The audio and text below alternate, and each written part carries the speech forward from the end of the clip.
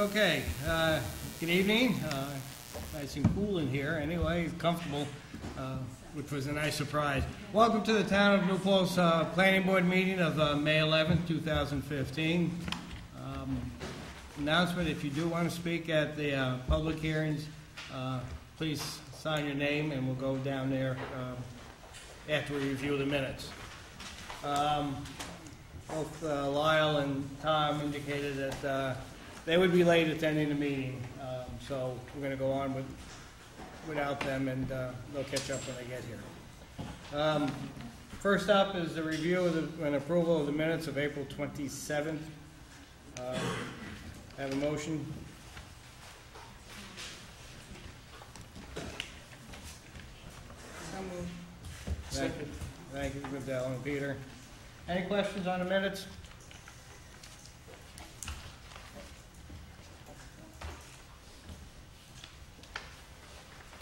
All those in favor? Aye. Okay. I abstained also, I wasn't here. You can vote on the minutes if you're ready. I'm not voting on anything that I'm not here for. So who, wait, we have, I'll vote. okay, Yay. thank you.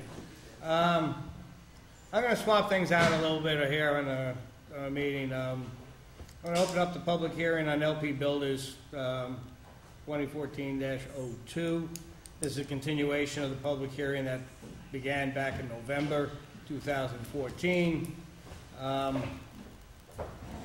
We have received no information, technical information from the applicant, any update on that. We did receive a request today from the applicant requesting that we extend the public hearing to the June 8th meeting. Anybody want to speak on that? Eric? I'm Eric Scott. I live at 28 Cedar Ridge, and I've been attending public planning board meetings since January 2014 when this project first came before the board. And come to every meeting since then. I never involved PB with 14 or 2. And they've already followed along the process for 4 extensions that have already been granted. I would just like to get some concepts, some idea of how the planning board is going to determine what the end point of this process will be.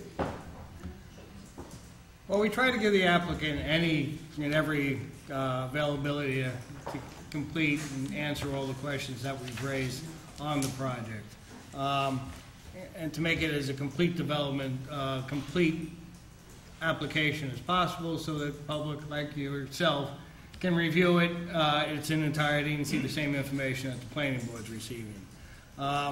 We're not at that stage yet.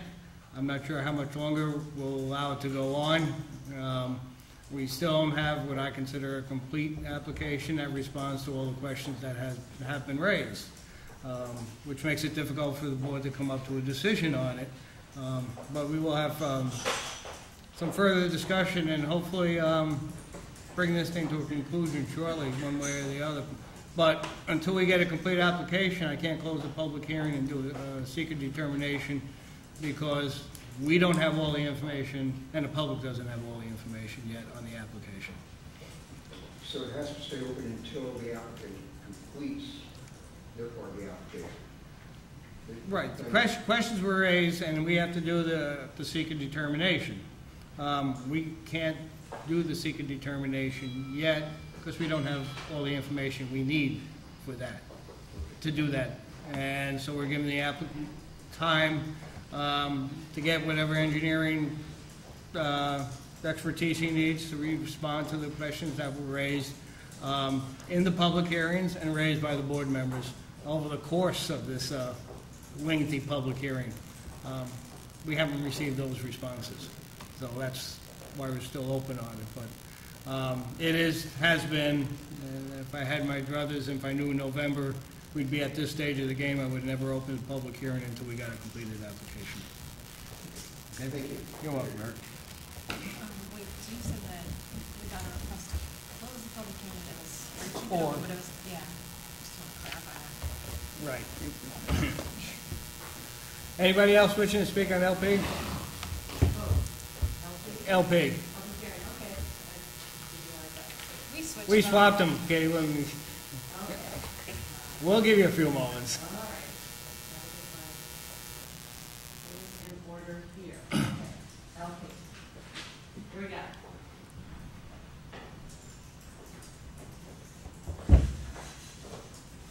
It's Amy here? Amy was just went to the restroom. Okay, so I did note that Amy recused herself, and I don't know if the planning board requires that members would explain why they are recusing themselves, but we used Wait, to do can you that just, on town board. Kitty, can you just say your name and Oh, all? I'm sorry. I live in the town of New Paltz, and I'm a frequent and probably annoying commenter at these hearings. Is the speaker on? I can't hear him. And then, speak up, Katie. Maybe it's gone off. Can you hear me now? Yes. Okay, is that better? Okay. So in the past, Lyle Nolan recused himself from the entire Park Point hearings, and he disclosed that that was because he was an employee of SUNY. And at that point, you appointed an alternate to take his place, so I don't know if that's something you're contemplating for this process, but I just put it out there that that has been done in the past. I'm not clear if the applicant has received a steep slope permit as required by our section of the code, but a written form of municipal approval granted by the approving authority and required for the issuance of a work permit is required for any steep slope regulated activity. So I'm not sure where you He are. has not received one. Okay. Also, I couldn't find the actual site plan map, but given the location and the number of students who walk along 208 to get to the village, is it possible to create a single shared driveway so that we don't have that many, two more places where cars are turning and exiting? And are sidewalks shown on the map? It seems like this is a place where students may be walking into the village, so sidewalks would be good. And also, how will the impact on section 12B on archaeological resources that is marked yes be addressed? That's all I've got. Thank you. Anybody else wishing to speak on the hearing on LP Builders? I have a motion at the request of LP Builders to continue the hearing, to leave it open until the June 8th meeting. I think I have a motion to that effect. So moved. Thank you, Peter. Second. Any further discussion? All those in favor? Aye. We'll continue the hearing to June 8th.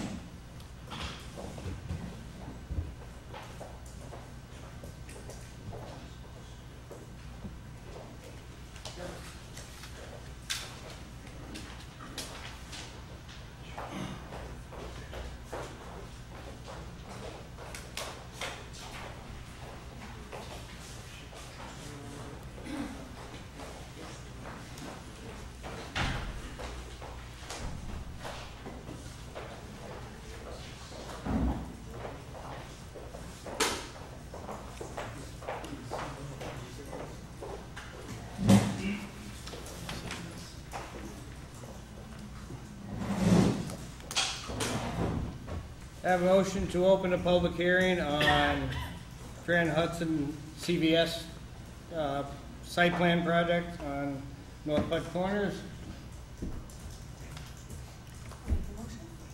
Thank you, Augusta. Is there a second? Thank you, Tom. All those in favor? I have a list. If there's if you wish to speak and haven't signed up on the list, please do that. I will bring up, beg Dave's pardon, but I'd like Justin Dates to come up first to speak, and then I'll be calling everybody else down on the list. I just wanted, and folks, for the public hearing, I tried to put the podium to my left because both, we have the television and we have the planning board, so you have really two different audiences that you're addressing, so try to get there. If we left it over on the right side, the only thing you see is the back heads of the people speaking, so I thought this was a better location. So, yeah.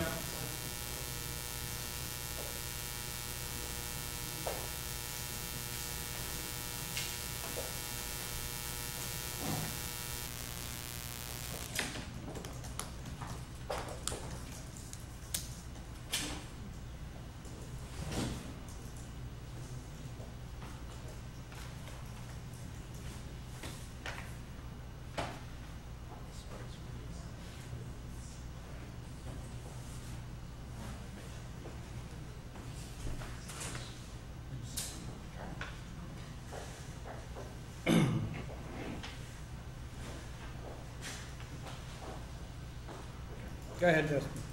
Justin Bates from Mazer Consulting, the consulting engineers for the application, and we're going to do. Yeah, probably take the mic out and hold it. It might be better if you're going to move around. Done. You gotta get it right up your mouth.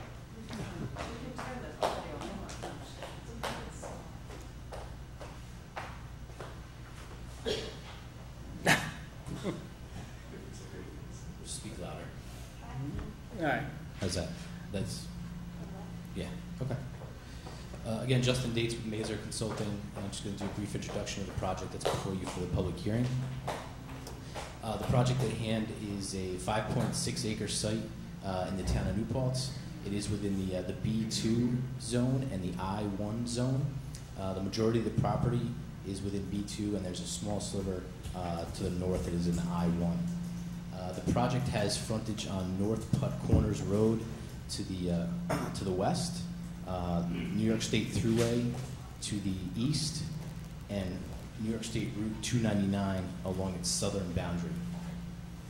The applicant is proposing the construction of a 13,225 square foot CVS pharmacy with a drive-through, and also a Five Guys 2,600 square feet restaurant.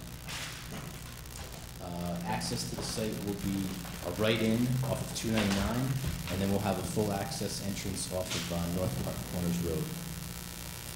The project meets all the bulk requirements for the B2 zoning district, and there are no variances requested under this application. Parking, we meet the required parking for the CVS. There's 67 required, 69 are proposed. And the Five Guys is 32 required, and we have 32 proposed.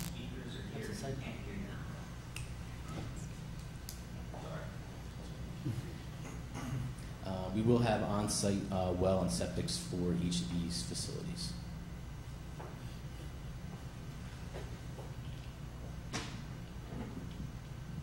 Okay. David.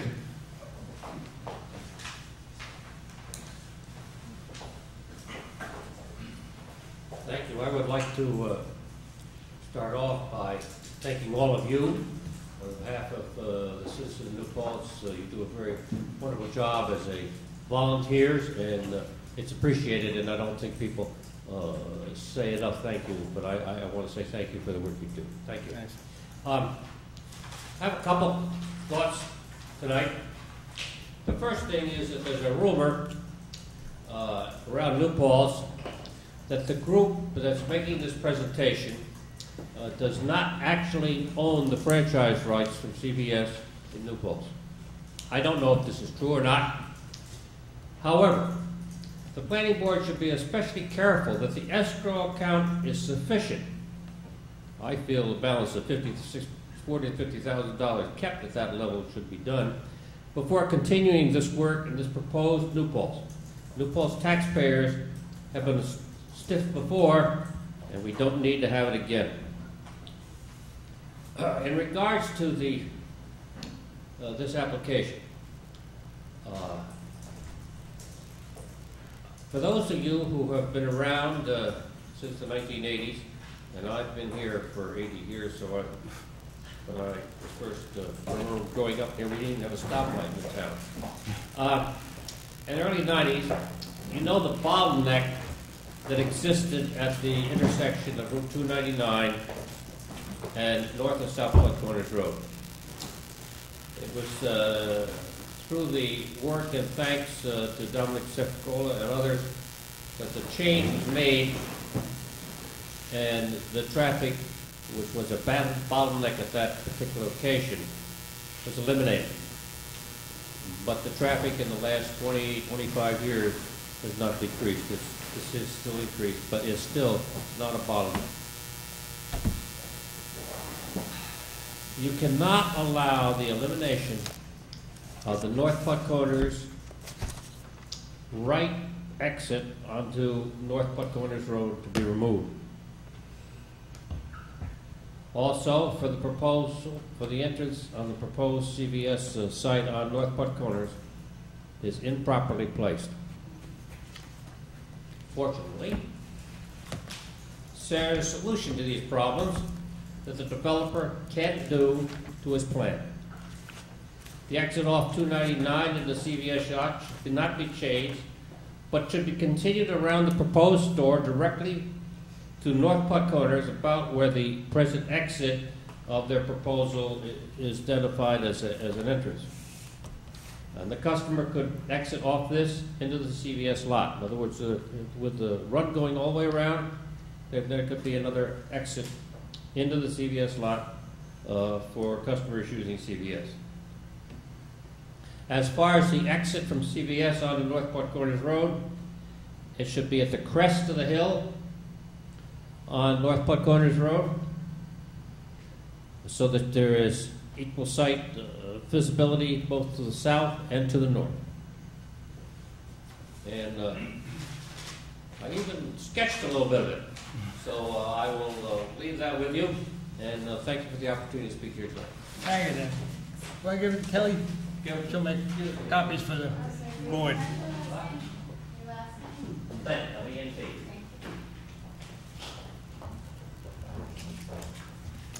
Catherine Stewart.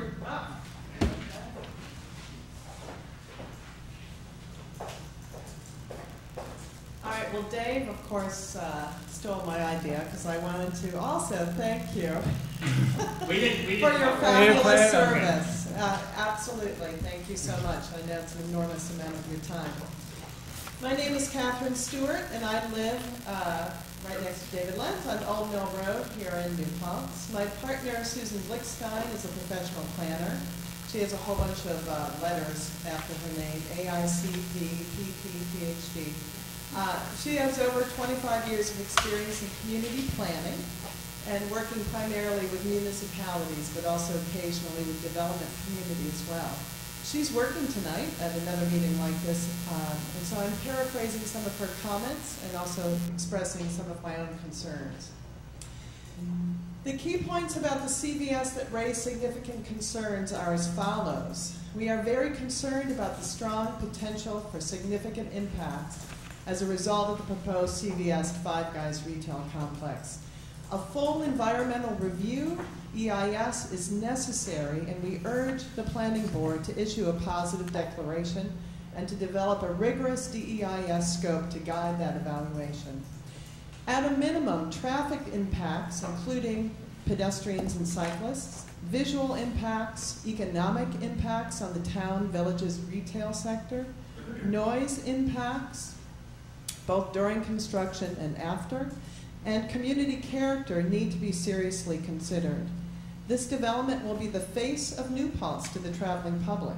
It will result in additional traffic delays for those of us who live, work, and visit New Paltz. It will not provide a service that is not already readily available within the community. Furthermore, without a positive declaration, it is very unlikely that the town would receive rigorous analyses, nor is it likely that the town would engage the appropriate experts to review analyses on its behalf. Specifically, a transportation expert, visual assessment expert, community design, community impact expert, and noise expert should be retained to comprehensively review the proposal. It is a disservice to you, the volunteer planning board members, as well as to the community as a whole, for the town to review a large development proposal at such a sensitive location without the appropriate expert assistance. At 20 years old, the town comprehensive plan is very dated and there is therefore a very strong possibility that it no longer represents the vision and goals of the community. It is for this reason that the town attempted to update the plan 7 years ago, a process that failed to produce an updated plan. The 1995 plan and its corresponding zoning are problematic. Given the passage of time since the adoption of the last plan, the town should seriously contemplate a moratorium on major commercial development until a new plan and zoning are prepared that comprehensively consider traffic, visual, community character, noise, and other environmental impacts. Any new major retail development at that intersection, 299 Putt, results in access and traffic impacts that cannot be adequately mitigated, and these impacts will be felt by the entire community. Left turns out of the proposed CVS will be nearly impossible during our busy season, which now extends to more than half the year. The traffic will therefore divert to Henry W. Du Bois, a road that already handles more cut-through traffic than any other roadway in the town, and that is in the middle of a residential neighborhood. Furthermore, the loss of the channelized right turn, yield control lane from Route 299 onto North Putt means that the intersection needs to incorporate a right turn lane, and right turns will be delayed as much as any other movements currently are. This affects all of the town's neighborhoods north of Main Street. While Susan reviewed the site plan in detail, there are too many comments to bring up at this time. Some include the 15-foot tall freestanding sign that will sit on a site that is raised approximately 10 feet from its current base grade. Grading, loss of vegetation, and fill to significantly raise the grade of the site are also concerns. Parking, especially the amount of proposed parking, is also a design and site impact issue. Let's see. I'll give you this whole letter, but I'll skip some of this. Design in general is also a major issue that requires much more consideration. There is no reason for the town to accept CVS's cookie-cutter suburban strip design, either in terms of building size, proposed architecture, proposed plastic channel internally illuminated signs, tall freestanding signs, etc. These are just some issues that require greater exploration and much more thought by CVS's design professionals. Please accept these comments in the spirit of ensuring that the planning board and the public fully understand and thus can comprehensively evaluate the proposed CVS development and its potential impacts. This is a major development proposal in the gateway of our community that will have wide-ranging, potentially irreversible impacts on the community. Thank you. Thank you. Fran?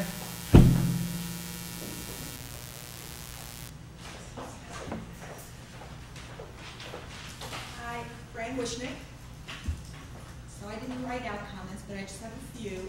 I also agree that a full environmental impact statement for this development needs to be done. However, and I agree with a lot of the points of the prior speaker, except for maybe one thing, which is that I can fully understand why the zoning was done in the way that it was done for that particular site, coming right off the thruway, and it is a major intersection. It's also the gateway to New Paltz, so it really needs to be done well. But I think that the zoning is probably accurate. I'm very concerned about a few things. One is the traffic report seems to focus almost entirely on traffic volumes as opposed to traffic maneuvers. And what I mean by that is people entering and exiting and the impact of those entrances and exits. It's not all about volume, and the traffic study strongly takes you in that direction.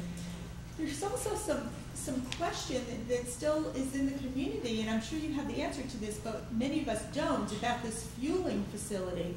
because it is, in the traffic study, it says that it's an updated traffic study that, that is supposed to just be for CVS and Five Guys, but then it repeatedly goes back to referring to the fueling facility, which makes one wonder where the statistics are and what they're in reference to. It's just really confusing to the person who is reading it carefully. So I am very concerned about that on the traffic. I'm concerned about those internal trip credits that are referred to in the traffic study. There are percentages, and really they're not clearly defined as to why those particular percentages are chosen, and they're questionable. So really, I think you need some expertise in that regard. In regard to the grading of the site and the request to not have to identify all the trees of a certain diameter, well, there's a reason why the town has that requirement, and that is preservation of trees of a certain diameter. And so I think that you need to be very careful about the possibility of just saying, well, we don't need to do that, as well as the whole issue of the grading of that site and removal of vegetation. So those are some of the concerns. I also do agree with the prior speaker about the design of the sign and the design of the building, and I do not think that we have to accept a cookie cutter design, even if we were to accept the development. So those are my comments. Thank you. Thank you, Fran. Stan? Sorry. Okay. I would like to reiterate and thank you all for your service. My name is Stana Weisberg. I'm actually reading a letter that was written by Julie Seyfert-Lillis and Michael Zerler, and and it's also supported by Dennis and a few other people. So I ask that the board give me a little extra time to finish it. Okay. All right. You will hand it in? Absolutely. Okay. Members of the Town of New Paltz Planning Board, we appreciate the time you are putting in to review this application for a CVS and restaurant. Concerned citizens of New Paltz and the region are organizing to learn more about this application and its impacts on our community. We urge you to keep the public hearing open while facts are being discovered and arguments are being developed. We also request that you keep open the option of asking the applicant to prepare an extended environmental assessment form under the SEQRA rules, excuse me, and if necessary, upon your SEQRA determination, require the applicant to prepare an environmental impact statement. The concerns and details raised in this letter are a partial list of issues. Each requires further investigation.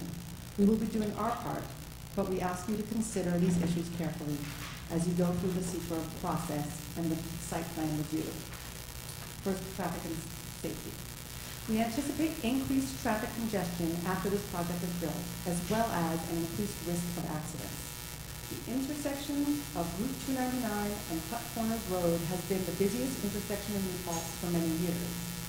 It also had the greatest number of accidents, 36 accidents with 12 injuries, of any intersection along Route 299, 32, and 208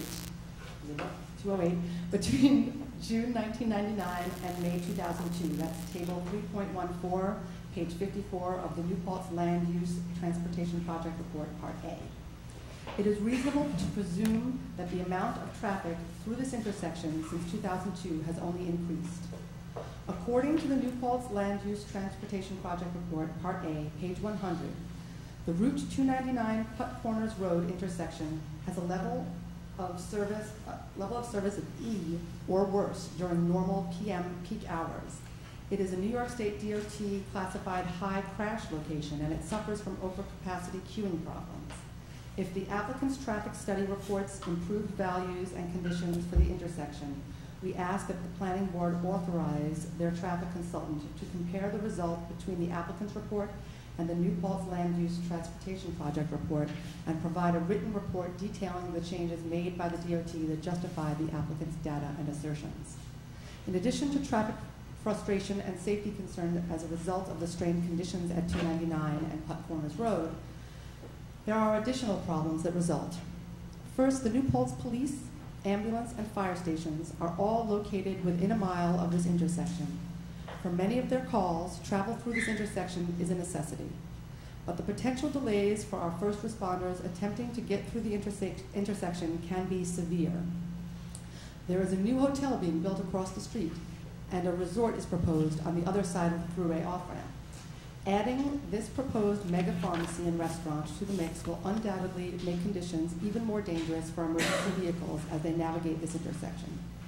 Second, drivers who become frustrated with the congestion at this intersection already seek relief by traveling along parallel roads like Henry W. Du Bois Drive.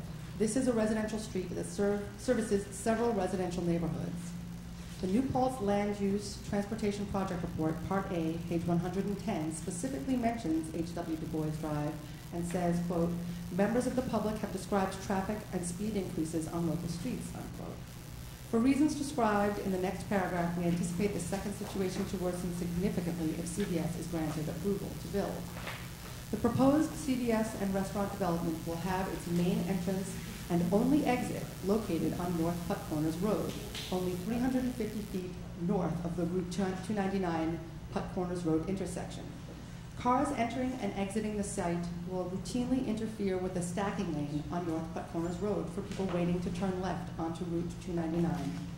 We logically expect that drivers exiting CVS will become frustrated with their inability to turn left easily due to normal traffic in the stacking lane, and they will choose to turn right and then left onto H.W. Du Bois Drive. The next nearest north-south road is Duzine Road.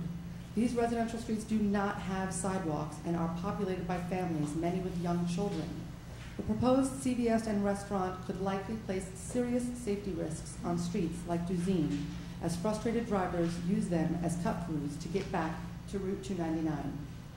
We ask the planning board to direct the applicant to model the possible traffic increases and safety risks on H.W. Du Bois Drive and connecting neighborhood streets like Duzine, as well as the expected delays as these drivers wait to make left turns at unsignalized intersections like Duzine Road and 299.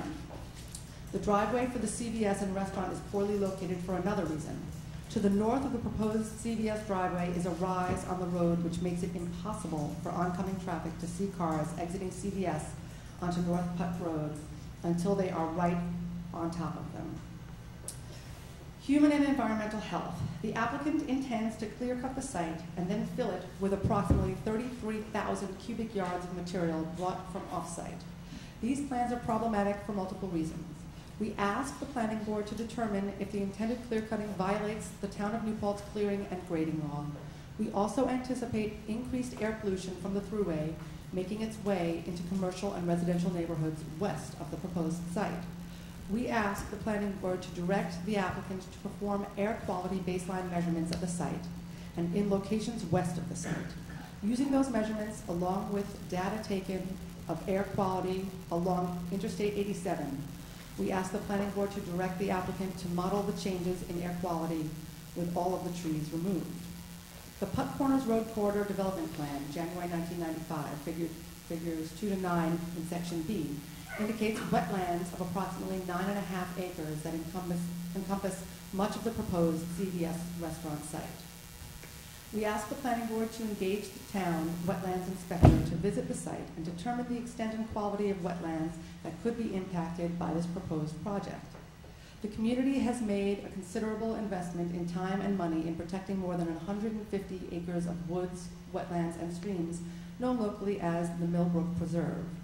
The proposed CVS restaurant site is in the watershed of the Millbrook Preserve, map 3, page 17 of the Millbrook Preserve Management Plan.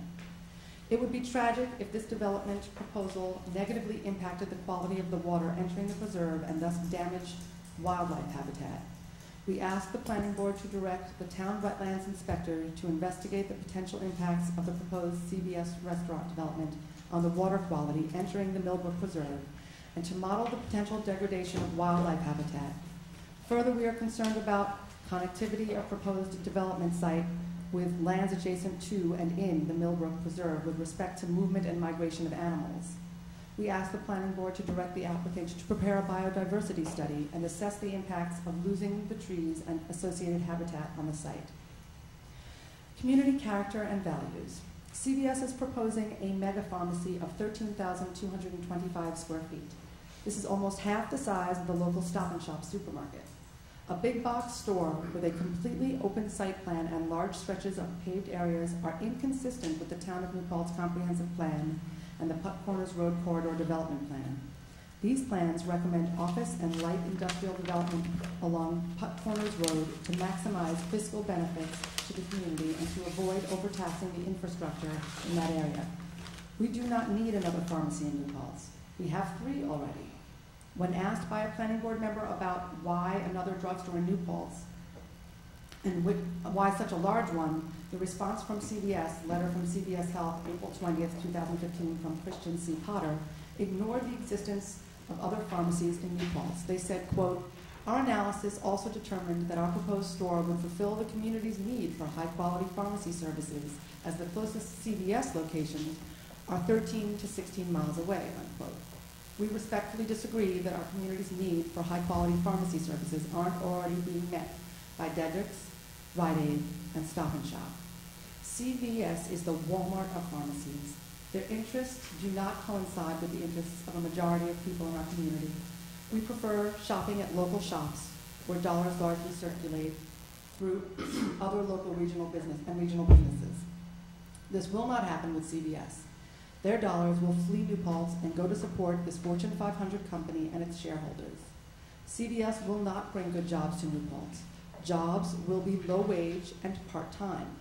The CEO of CVS, Mr. Larry Merlo, earned $12.1 million in 2013. This is 422 times the size of the median CVS wage of $28,700. This is not the kind of corporation we want in New Paltz. It is a mockery of our community values. CVS doesn't care if they shut down our existing pharmacies and related stores. They care about making money. That's it. They don't care what their megastore does to the character of our town. We promote our beautiful farms, valleys, and mountains. We promote our quaint and quirky downtown. We promote SUNY New Paltz and all that it offers to New Paltz. The CVS site is part of the most prominent gateway into our town. We do not want this development to be our welcome to New Paltz sign. Thank you for your time, sincerely. Michael Zerler and Julie Seifert-Lillis, Stana Weisberg, Paul Weppy, Dennis and Jessica Young, Kevin Borden, and Teresa Horgan. Thank you so much. There is also a, as you've heard of before, a petition that's out in local stores as well as online, and that will be delivered to the board as well. Okay, thank you very much. Eric, did you want to talk on this one, or was it on LP? Eric Stutz. What? Did you want to talk on CVS? No. Okay, that's right. I saw you going forward, sir. No, not a problem. Jim Littlefoot.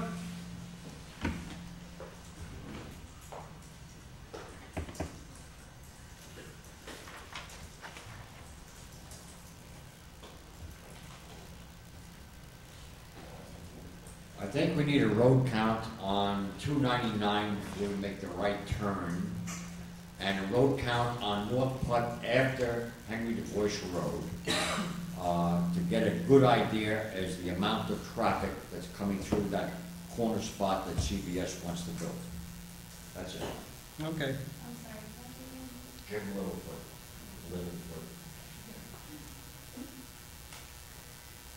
Kitty?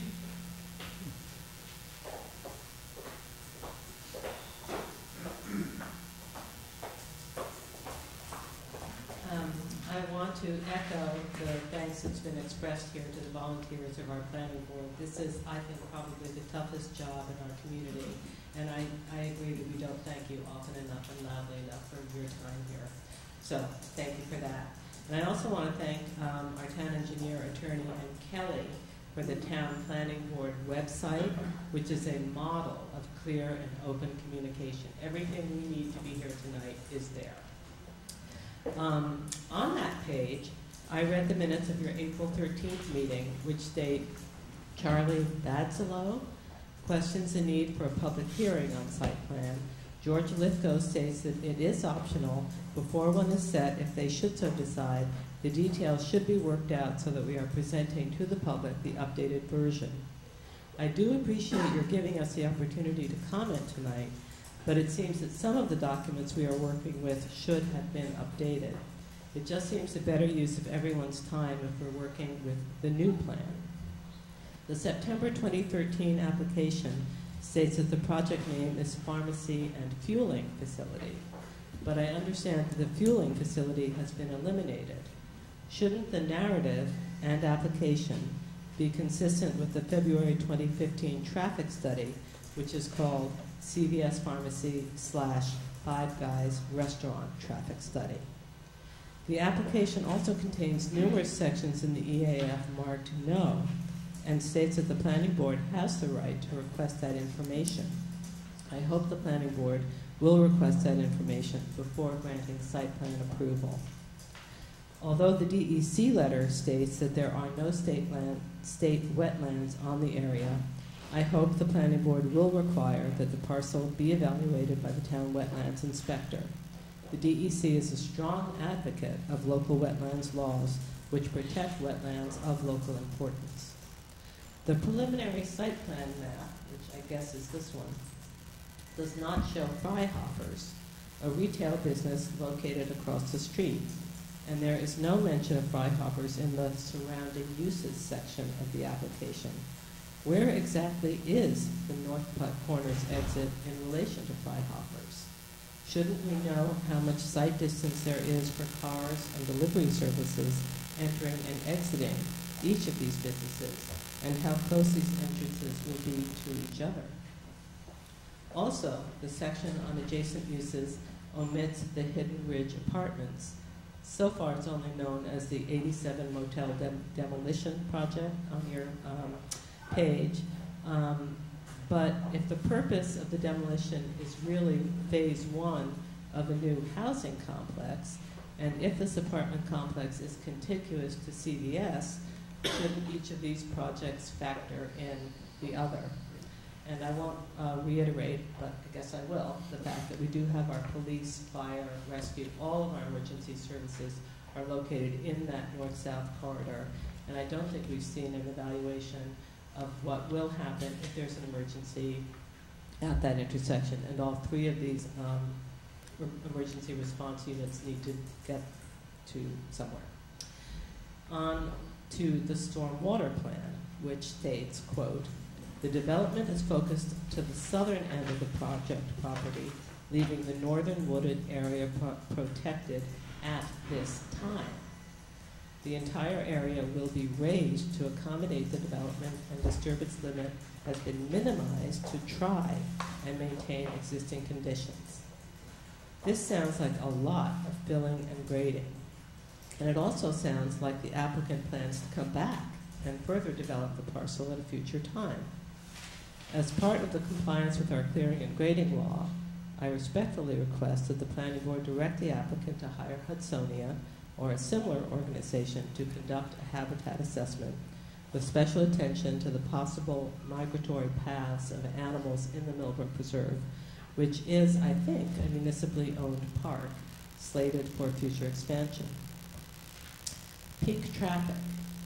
There's a conflict between the generally permitted use of Saturday for peak traffic volume as a generic rule for retail and the actual traffic conditions of New Paltz. Anyone who has tried to traverse the intersection of Main Street and Putt Corners would argue that peak traffic volumes occur as people enter New Paltz on a Friday between 4 p.m. and 8 p.m.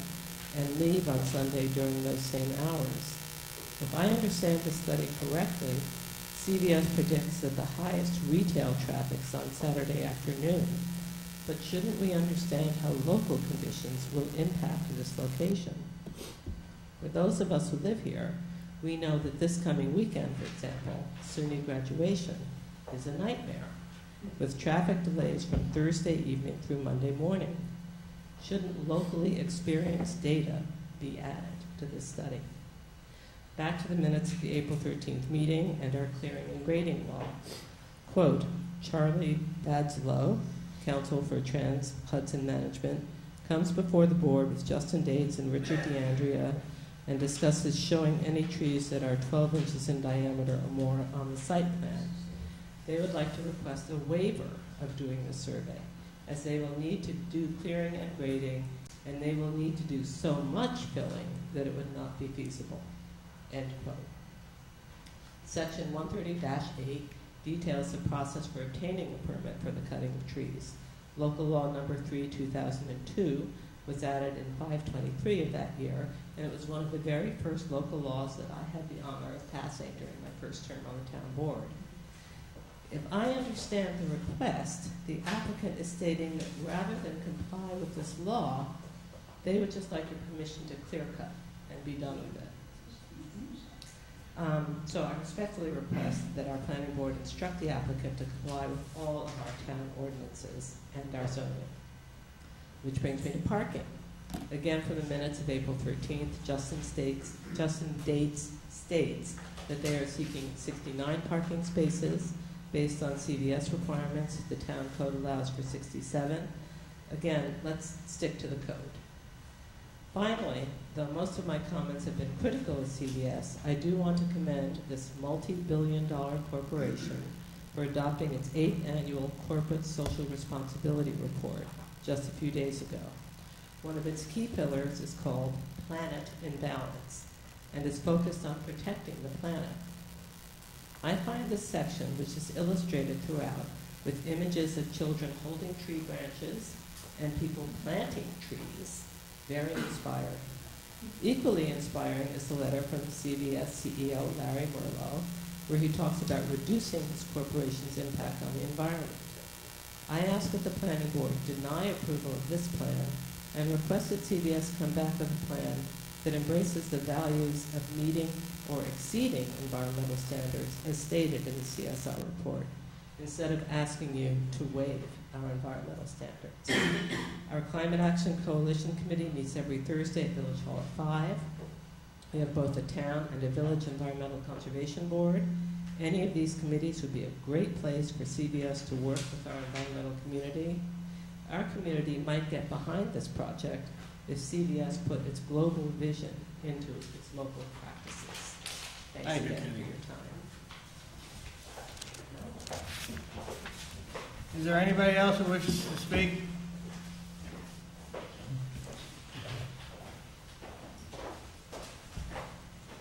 Good evening, I'm Seth McKee, I'm a resident of Duzine Road, and thank you, Planning Board, for all that you do. I know it's a hard job, especially when you have a complicated proposal in front of you. I've been a 20-year resident of New Paltz and on Duzine Road, that cut through that was mentioned earlier, and I've seen the traffic and the intensity of traffic on Duzine pick up as more impatient drivers get fed up with Main Street and get fed up with this very intersection and find other ways around. I raised 2 kids on that street. Thankfully, there were never any problems with the traffic for them, but it's a hazard. I find the consultant's traffic study conclusion that the CVS 5 guys will not have a significant impact on overall traffic conditions to be highly questionable. The elimination of that yield turn lane onto North Putt alone is bound to have a significant impact on commuters and others trying to get off of Main Street. I've been commuting to Poughkeepsie for 20 years, and I rely, as a lot of other motorists do, on that turn lane to not sit on the bridge and on 299 for many, many, many minutes, because that turn lane, that yield lane, allows a lot of traffic to head north without waiting at the light. And if you get rid of that turn lane, you are going to set back traffic management in this town significantly. You already see, someone mentioned graduation weekend, parents weekend, 2 crafts fair weekends, the entire months of September and October during leaf peeper season. You have traffic on the thruway, backing up on the thruway, that rely on this turn lane to alleviate traffic conditions on Main Street. I'm really concerned that the planning board not look at this proposal in isolation, but look at all the ripple effects, especially with Wildberry, with the hotel that's being built, I'm blanking on the Hampton Inn. And right across the street, we have chronic vacancies in ShopRite Red Plaza. Chronic vacancies. It's empty, except for ShopRite. There's plenty of square footage there. Chronic vacancies at the Genesis Diner, formerly China Buffet. Chronic vacancies. We have plenty of built space in this community for retail. We should be looking to fill those sites before we start bringing thousands of truckloads of soil in to raise up a site that's not developable now. So I think the planning board should conduct its own traffic study at the developer's expense. I guess that would need an EIS. Don't take their analysis as a given, because I think the assumptions that it's built on are questionable. And there's a lot of local knowledge here that we've been talking about that I think could prove it wrong. That's really most of what I had to say, although I did write down a few notes that when other people were speaking, I want to echo some other things that were said. The water quality of tributary 13, those wetlands that feed across the thruway, and this property contributes to. We do have the Millbrook Preserve that's being built on tributary 13. And that's really what I wanted to say. I hope the planning board will really take a hard look at this proposal, because I think for a lot of people, they think, oh, well, what's the big deal? It's right next to the thruway. But I think that this intersection is so critical to the health and economic vitality of our town. And I'm just really concerned we're going to set it back decades. Thank you, Seth. Does anybody else wish? Yes, sir.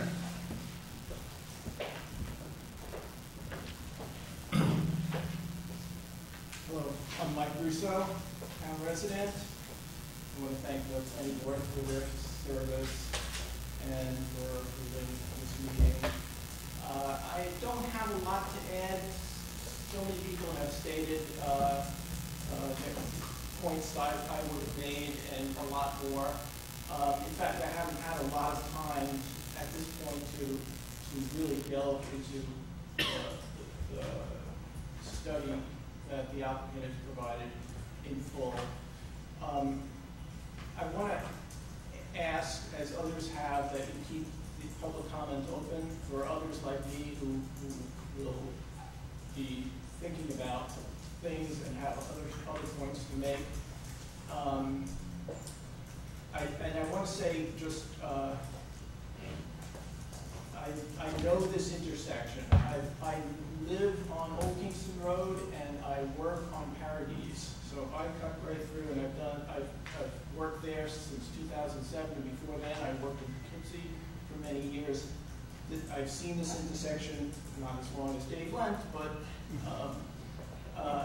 for many, many years, and seen it grow in complexity and difficulty. And I'm amazed that a proposal actually could go in this spot. Obviously, it's a property, and the property owner wants to develop it, and then an applicant comes about. But this is a very difficult spot to make this kind of use. And I don't understand, in reading the traffic study to the extent I have at this point, I don't understand how, the study is pretty clear in repeating what is in the Transportation Land Use Report in 2006, that this is a DE rated intersection. It doesn't mention that it's a high accident intersection. I know Michael Zieler's letter touched on that. But there's been a lot of work in terms of trying to time the traffic lights. Dave Lent said this is not a bottleneck. It isn't, but it's almost, and sometimes it is. And sometimes that stretch on 299 from Ohioville to Victoria's intersection and beyond is pretty much jammed up, which on a Thursday evening or Friday evening, with all the traffic coming off the thruway, people are on that thruway ramp waiting to try to get in, and there's a gridlock situation there. I don't see how that's ameliorated by anything that they suggested. In fact, what they suggested in removing that ramp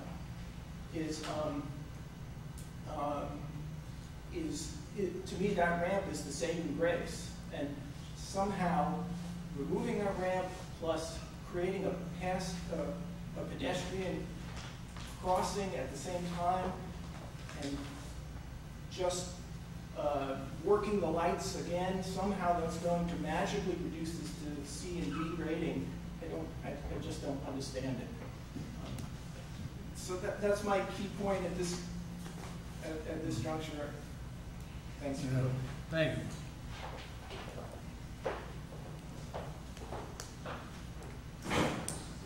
Does anybody else wish to speak at the public hearing on CVS?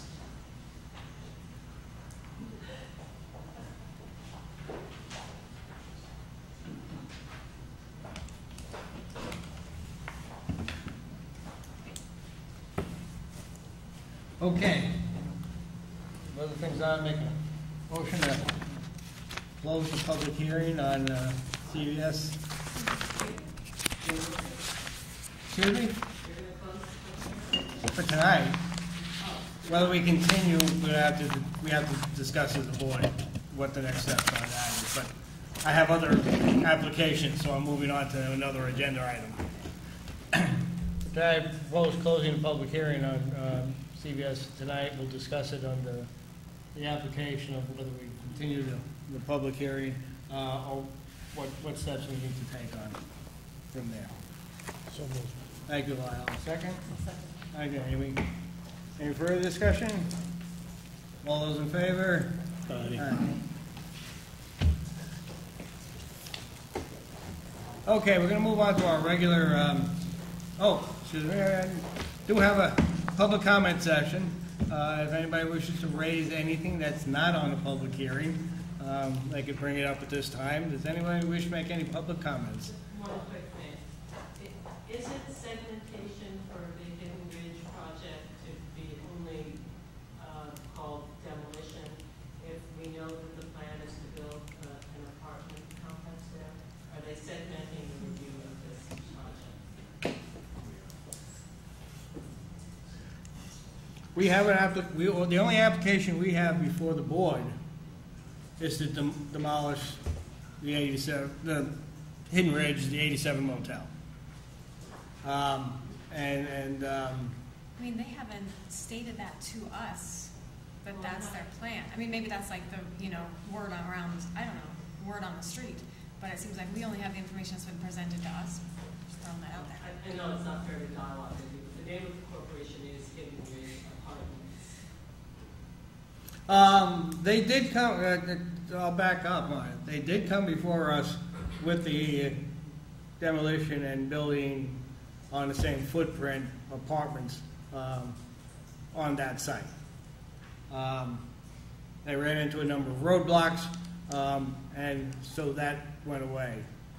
The buildings are in need of repair, or from a safety and viability point of view, it's one of those things that it should be knocked down. And so we're looking at that demolition to knock that down from a safety, well-being point of view on it. When application comes before us the next time, we should have, there's nothing on the site at this present time that I'm aware of that would preclude it being developed in any which way it could be, whether it's apartments or something else. But I don't think anything that they're doing now would infringe on another application, but that application has to come before us, would have to be evaluated on it. I think just from right now, it's more of a safety and well-being type of thing that the site needs to be cleaned up. I'll put it that way. And whether they run into the same issues they ran into before when they had the application, don't know. It may still be roadblocks there. But I think cleaning up the site rather than leave it vacant and dormant and falling apart is a better way to go at this present time. And no, we don't usually do dialogue on public comments. But anybody else wishing to make any public comments? Hearing none, we're going to move on to the application reviews. First up is a training company, 70 North Putt.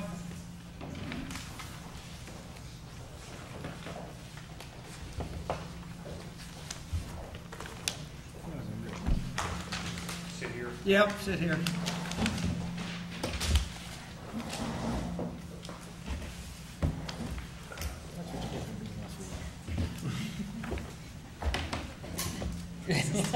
Pen?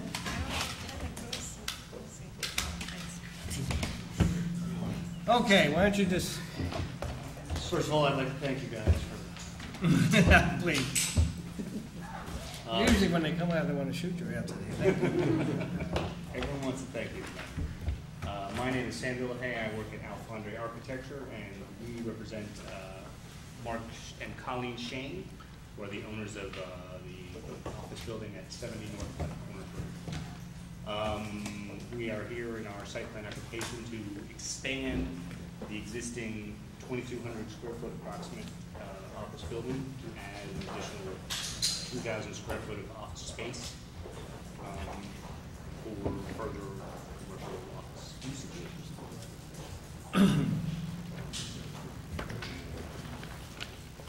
I did not include in our initial site plan, but I brought some photographs. I don't know if you know the specific spot, but we'll pass them around.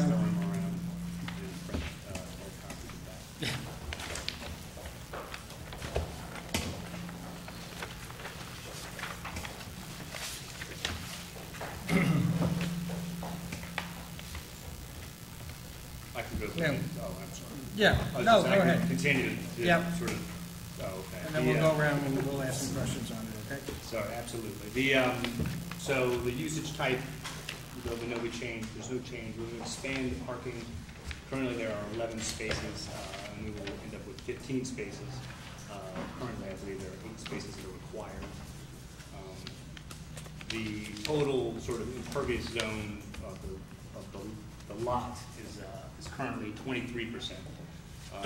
After the expansion of the building and the parking, it will be about 26%. So we view that as a not significant increase in the impervious area. There are no natural resources, neighboring uses, things of this sort that we feel will be disrupted by this expansion. And we generally feel very good about this. That's Do you have a bike thingy? Because now you have over 10 spaces, so you have bike parking thing. We do not have a bike parking shown here. I'm not sure if it's certainly something that can be accommodated. I don't know. The code is on 10. spaces, yeah. So bring the bike rack up to code. Here's my question I'm now asking every applicant, because I'm trying to do this and it's so expensive and I want everyone to do it to bring the cost down. Have you considered permeable pavers? They're nearly 3 to 4 times more expensive. Well, and again, we have permeable pavers at our office. I know. And we love them. There is a cost factor. I am aware. And that is, in our goal of sort of keeping it down, it has not been thoroughly vetted as an idea. Well, on that, what actually is the additional pavement that's going on? As opposed to what's there now? Yeah. Oh, I mean, what is the nature? Well, just being asphalt. Oh, I know that, but how much are we putting down as? I mean, there's a lot, in a write-up, there's, we're changing it slightly. We have 7,583 square foot of pavement, which includes sidewalks and roads, which is existing, and we're going to be at 8,287 after the expansion. So 82 and 75? About 75 to 82. So then there's an existing barn that was being taken out. So We're going to take that out and that's just going to become grass. Grass, okay. But we're adding an additional building, 1,000 square foot footprint of the building. I'm just trying to get, what the change in impervious surface is on the site, that's all I was. The total, so the totals for with building and asphalt and sidewalks, the existing is 9,083, new is 10,787. Okay. That's not crazy. And again, it's going from about 22.5% of the 0.9 acre site to 26%. Who are your clients now? Who's renting the office space? It's an office building? It is an office building. Who are the clients? Myself, And, an accounting firm, and we also do wealth management. okay. Who do you expect the clients to be after? Pretty much the same, it's just organic growth of the practice. Oh, okay. So we just need additional space to accommodate. So there will really not be a different kind of business in there? No, same. Basically the same clients will take more space. So business is similar in nature. Expansion. Office, Yeah. I mean, my practice has been here for 41 years. Okay, anything else, Peter? No, impervious surface we talked about. I guess at some point we'll have to see if the runoff will be the same or similar after. We'll get around, yeah. We'll get around to that. Lyle, anything?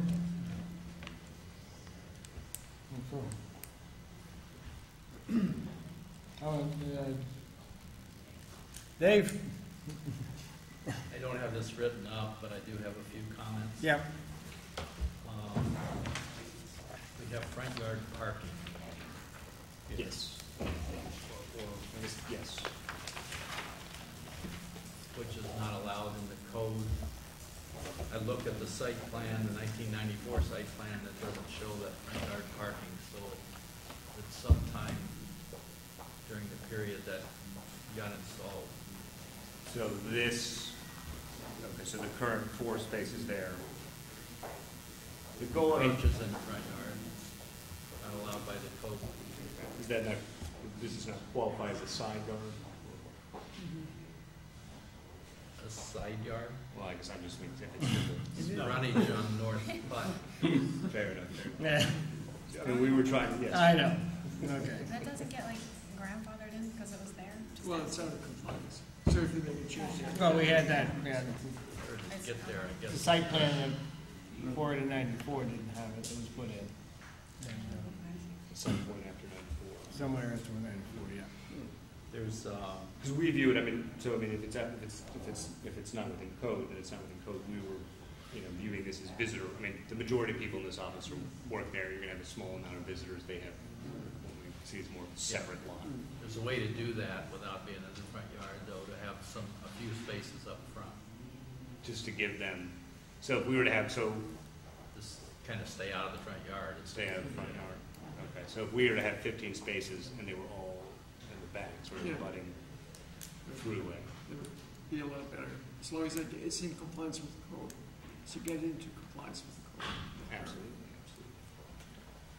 There's insufficient driveway width for two-way traffic there. I know there's a big sycamore tree out there that we're trying to protect, but there's only 10 or 11 feet here that scales on the plan. Two-way traffic really needs at least 18. Yeah, and I know again, you raised the point of the sycamore, which is a beautiful tree in this spot. And There's a way to be able to miss that sycamore. You have to take a look at it, but you can get around that. Health department, we'll need to see that for the septic and also the water supply. And I know there's a plan back here that shows that there's area that can be used. Site plan approval will have to have that approval. We'd like to see where it's going to go and could affect the layout. Okay, so with a health department approved septic plan, site plan approval could be completed? We can actually, I don't know, it's up to the board, but that could be conditional if we so saw the basics of it. We knew that it was gonna work. Okay, so we have a plan that's designed, submitted, or in process. There can be a conditional approval based on that being successfully. This will require a SWIP. It does need a drainage because there is, well, there's a couple issues. One is there's more impervious surface. You have a rain garden shown. That's a good thing. But there's very little drainage that's going toward it right now. There's an existing swale that runs to the thruway. Most of the drainage of this new surface is going to go into that swale and into the thruway. And the thruway wants to see everything that has any kind of drainage. They need to approve that. The thruway needs to. Anything that has any kind of improvements along the thruway, they want to see how the drainage is being handled. Okay, so now is there a threshold of impervious increase that? This is an MS4 community, so if you are doing anything there, commercial here, means we're dense enough that we have to look at everything from a stormwater point of view. Permeable pavers would help with this. Welcome to my new campaign that I'm going to drive everyone crazy with. Because we were talking today, I mean, there's a sort of a square footage of rain garden essentially. I mean, the whole site sort of pitches towards the thruway. So all of this runoff can essentially, the increase in runoff, which is not substantial, can be mitigated in that fashion. But is that not? But the rain garden only catches just a little sliver the way you've got it graded. So like this a little bowling alley slot goes to that rain garden, everything else goes to the thruway. Okay, but is there now, so if this area sort of here behind the parking was more of a more substantial rain garden, would that? Rain gardens will take 1,000 square feet. That's as much as they can take. You've got several thousand that's heading that way here, potentially. Look in the DEC standards and you'll actually pull this video.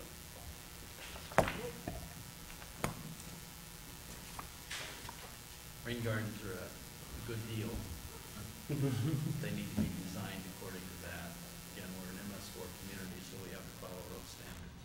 Okay, So then, is there a combination, I guess another,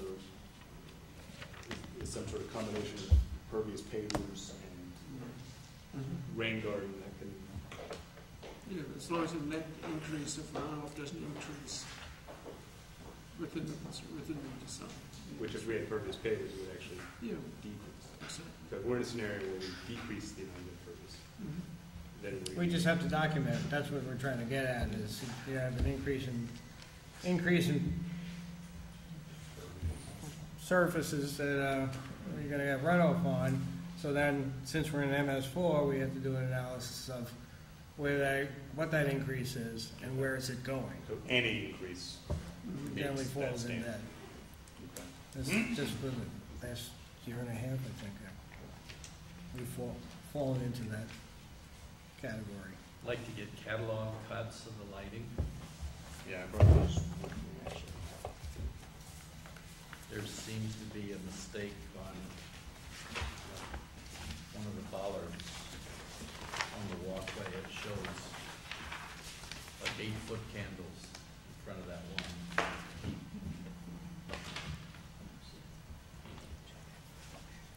The wall packs seem to be kind of high compared to the rest of the lighting too.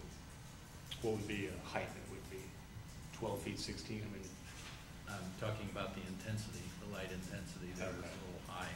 You might be able to cut down the wattage some on that. I think our primary goal is again sort of, good cutoff and 0-foot candles at the edge, by the property. But try to get an average where you don't have hot spots. Otherwise, it's going to not look pretty.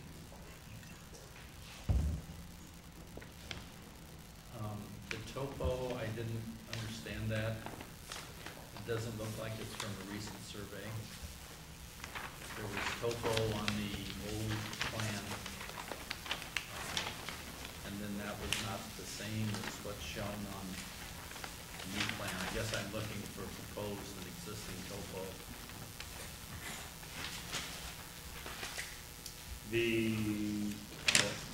Looks like you did some grading.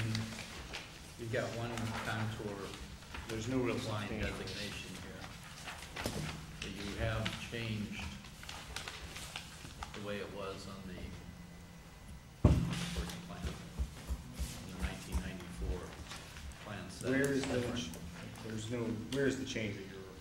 in the parking lot, in your new parking lot.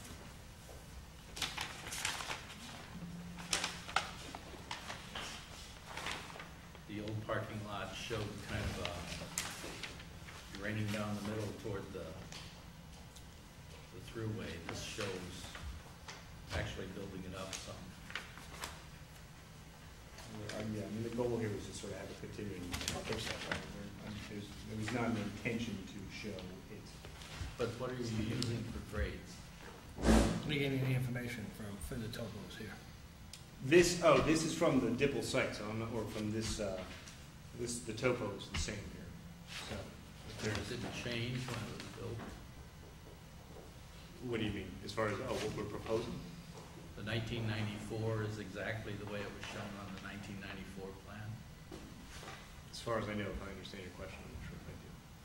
I'm trying to figure out what you use for existing, and you're saying it was what was shown on the 1994 plan. Yes. And that's still accurate. As far as I understand. Other than the additional parking area. There's some that looks like it's been changed, like we tried to do some grading on the parking lot. I can show you that, Sam, some other time. All right. So the topography though is not, as shown is not. I'd like to see existing contours and proposed contours. That way I can see how you're going to grade it. Right now I just see one contour.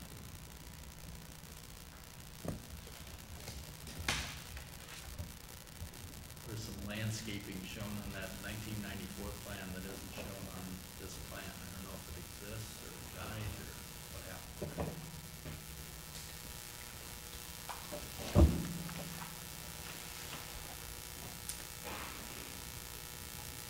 Okay, so a more substantial catalog of the existing landscaping. Yeah. Well, yeah, I guess what basically Dave is saying, the 1994 site plan had landscaping on it. Mm-hmm. And what he's looking for is, where is that landscaping now? You know, are we changing it? Did it die off? Is it now? In other words, we want to get the site plan to be matching what is in existence there, and what's on the site plan currently, the map that we have for 1994 doesn't match what's out there now, so. Okay, well, we can verify Yeah. everything that's out there more Yeah, it's concretely. 20 years down the road, things do change, especially in landscaping, and understand that. But we just, when a building inspector goes out with a site plan, look at the site and say, where is this, where is that, and then we want to make sure that we have, because it may be, 3, 4, 5 years down the road, they go out and look at the site, and then all they have is the map.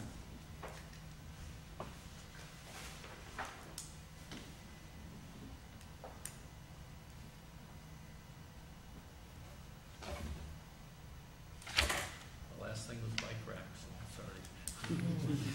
It has bike racks.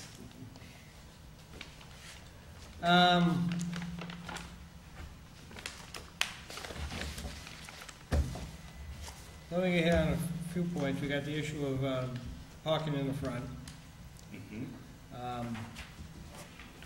It's there, exists. There's two answers to that. We can't approve a site with parking in the front. We have to request a variance for that.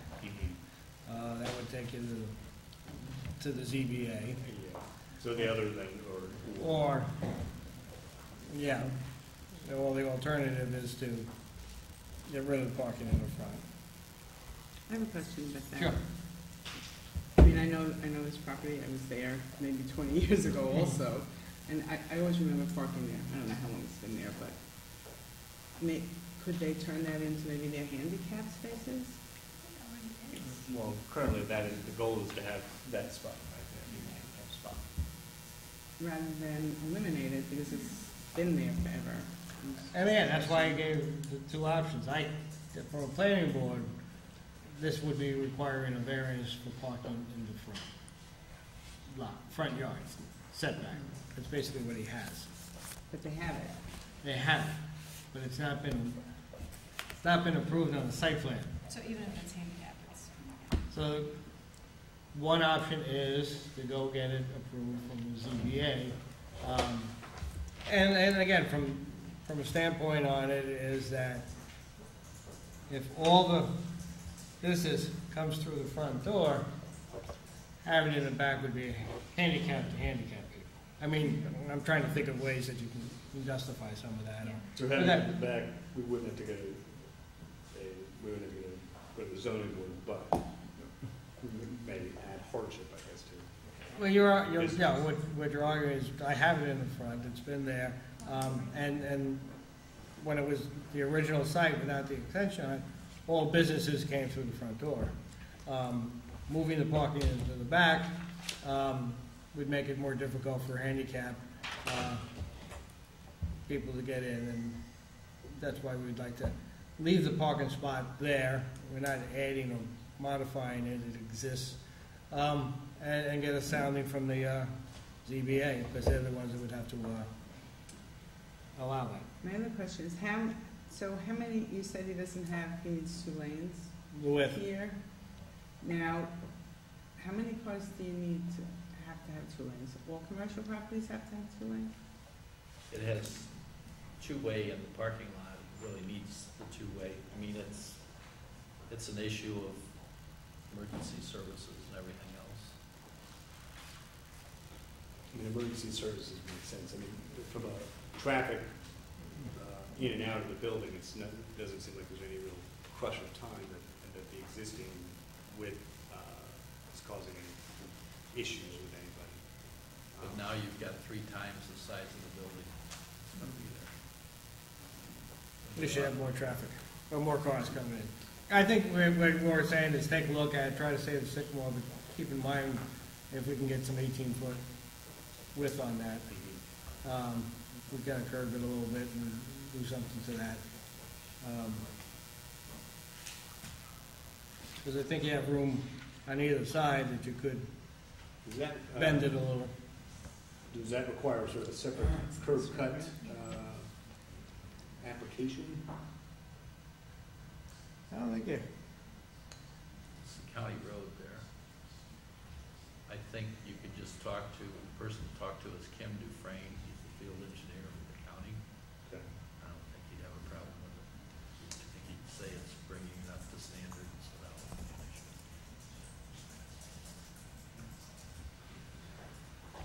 Kim Dufresne, who's his, or you said it was he? He's their field engineer.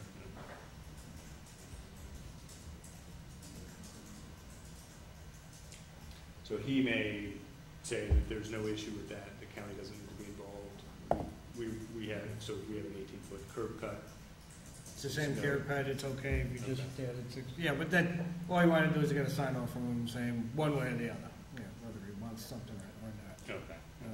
There may be a work permit that you need when you do any widening, if you have to do widening out there, but it certainly wouldn't be very complicated.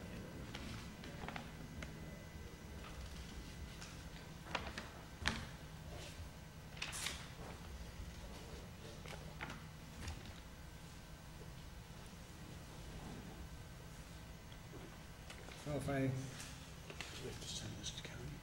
on a county road. So I was thinking, that's what I'm thinking out loud is I think it's, you might want to consider, I was thinking you might, but from hearing this, you have lighting, you have parking to be determined. There's a lot of flex points in here that might be better way. Yeah, because generally, I'll get a laundry list back with the same questions I just raised from you, from the county. County will complain about parking in the front, against your code, and we'll talk about the two-way traffic. We'll talk about, it does love lighting diagrams, and we'll have some comment if they felt that there was spots there to pick up. So it may be cleaner, and the septic, they'll say the same thing on, because I know that for a fact, the septic and citing Department of Health approvals on it. Okay, so if there's a plan that's sort of in the process of being approved, as it were, then that, the county also will have, I guess. No, what we're saying is basically if I sent this plan to the county, they only meet once a month. So they will meet in early June. If I send it to the county, the comments that come back would be the same comments that basically we just brought up. Okay. At least that much, okay? And so rather than send it up to the county now, I'd rather you take a look at some of those issues. Yeah. And revise it a little bit so we can send it up to the county with a cleaner plan and less discussion on it. The other thing is if you are going to apply for a variance, the zoning board will have to send it to the county as well. You probably should send both together so it's considered one spot. Yeah, I mean, I guess we'll just have to deal with the idea of the variance. I'm not sure if that's anybody's favorite, of course. Well, it never is, but I think from, like Adele said, I think there's reasons that this board, because it's existed there, to landscape nicely on it, and is a just reason why you had it up there for the business as it stands now. And rather than rip it up and tear it up and make it in the back, we would want to continue that.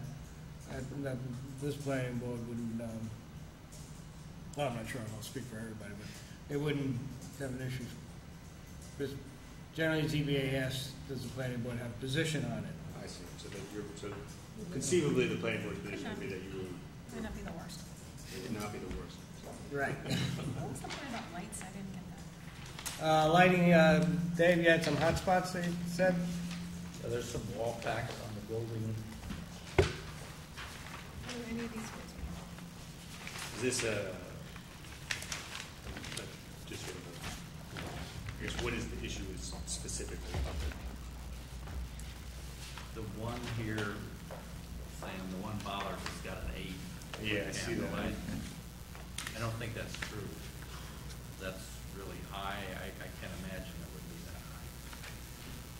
Talk about our lighting guys, because there's another 8 I see now over, so. I'll Yeah, talk to there's them. something wrong with that. They need to calibrate something. And then the wall pack. The wall packs are showing 4+ there. Your average on your parking lot is 1.5 to 2 or something like that.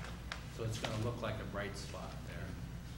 You could either put them a little higher on the building, or maybe even better for energy, you could cut down on the wattage a little bit, depending on.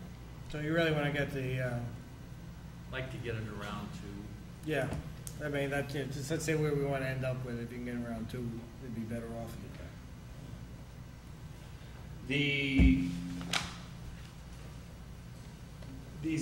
These issues aside, I guess like I said, is there like a certain level of comfort or non-controversy to this site plan application? Is that a viable question? No. It's not a viable No. I think what generally what comes in before the board, and again, this is the first time we've actually seen the plan and had an opportunity to discuss it with you. We try to generally what issues have been raised, what things do we see on it, what issues with compliance, and then send it back and tune up the plan on it. Nobody's really come out and said, they have problems with it, or I think what we're just trying to do is, A, get it to conform, look at some of the issues that we've dealt with before, the two-way traffic. When I get it up to county guys up there love to look at lighting. So, that's a good heads up. When that comes back on it. And, I think you know, the other issue we'll always have is, like, Lisa brings up is Sustainability, bicycle parking? bike racks. It's a requirement of code to put it in, and I think MSA bicycle modified parking in front, But or I guess- getting variance. In relation to the parking in front, if there is, if through the reconfiguration of the parking, we've reduced the impervious area, then we don't need to deal with any sort of additional stormwater management planning. Is that my understanding correct? Or do we have to still document? Yeah, we have to document it, Sam. That's So what, I don't need any big drainage report, but I do need to be able to have some documentation that shows what exists, what's going to disappear, yes, what's going to okay. be new, and then what's the runoff. You need the calculations for the runoff, is that? You gotta keep it from going to the throughway, or they will be happy. So I guess, so I'm to belabor that point, but if there's less runoff, or there's less impervious surface, aren't we de facto reducing the runoff? You have to show that. We have to- How are you doing that? Okay, but that's, so if we show that we have less square footage of impervious.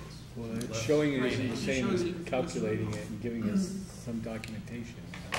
Okay. Or net zero increase. Which I just mean, so if I say there's 2,000 square foot of impervious as opposed Drainage. to 4,000. So that you need, okay.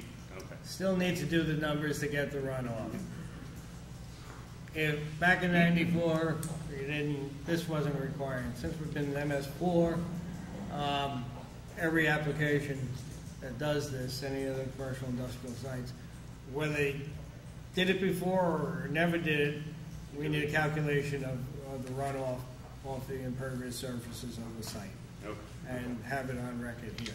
Now, after you've done a calculation, you could say it's less than it was It's less than before, that because of the- so I haven't built anything in extent So for if it. we had calculations in '94 and nothing had changed, and then we were reducing the impervious surface, we would be have what we need. Right. Okay. But you wouldn't have to do the calculations in '94, it wasn't a requirement. Okay? And you have to do a SWIP on this. We have to do a SWIP on this. Right. And this is because of the throughway, This is because it's an MS4 and it's a commercial property that's doing disturbance, basically. But it's not the one that you have to get crazy with the drainage on. so it's not the one Basically, where with the erosion control. But so with the when you disturb more than an acre, it's not that. No, that's water quality treatment and runoff reduction and all that stuff. You don't have to get into that. Okay. So It's erosion control, it's called a mini SWIP. Mini SWIP.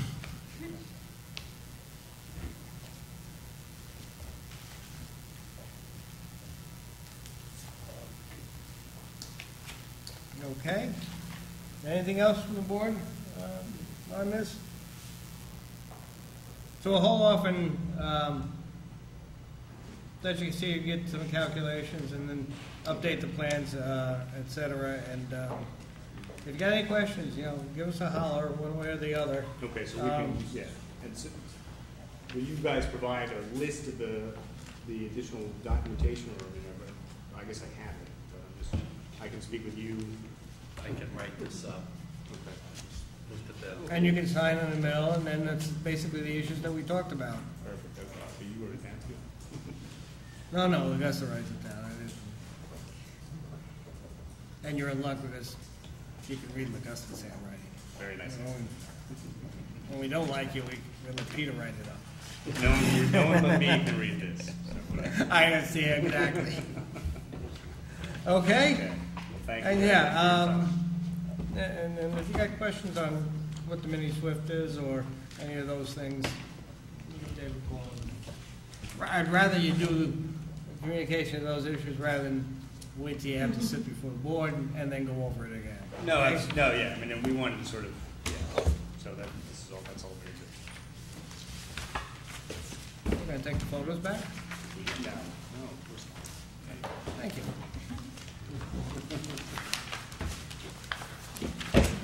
Thank you all. Thank you. Thank you.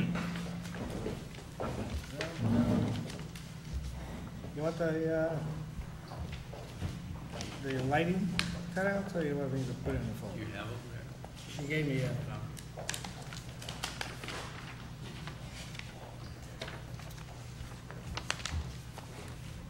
Making sure I don't walk out with it.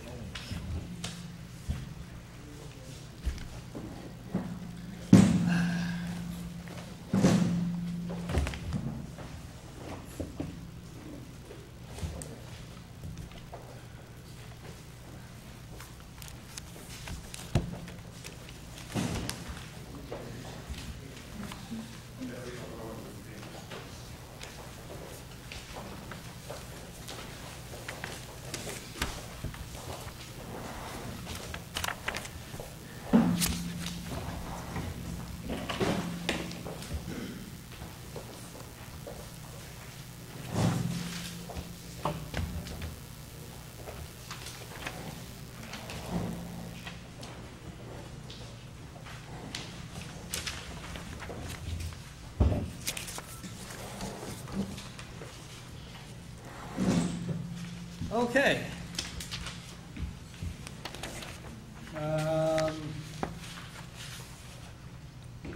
You heard, brought up at the meetings. Yes, you know, well, you know, I didn't really hear anything terribly new from some of the concerns that we've heard before. I'll just, briefly go over some of those. Basically, the traffic issue, we do have the traffic study that was prepared. I know the board's consultant has reviewed, he's not here right now, but he has reviewed the traffic study and provided the board with his review of that. We had said that we will give you, and we are going to provide you a narrative about how the effects of adjusting the timing on the lights at the 299 Paltz Corner Road intersection, how that affects the other timing. Sorry, that one is one of the ones, it's critical. We have a proposed plan, you have a proposed plan that you're going to show to DOT that will effectuate the traffic lights and the movement of the traffic. What we really need is you to get them that, what you're talking about, and them saying, yeah, this does make sense and we can do something like that. I really need that. Right, to close the loop on the DOT Right. thing. Yeah, exactly. Because it'd be great. So essentially you're proving something that we then turn to DOT and they go, sorry, that's what I'm saying. And we have been working with them, along the way with this. So I know that, but it comes up time and again, and it's one of the critical ones.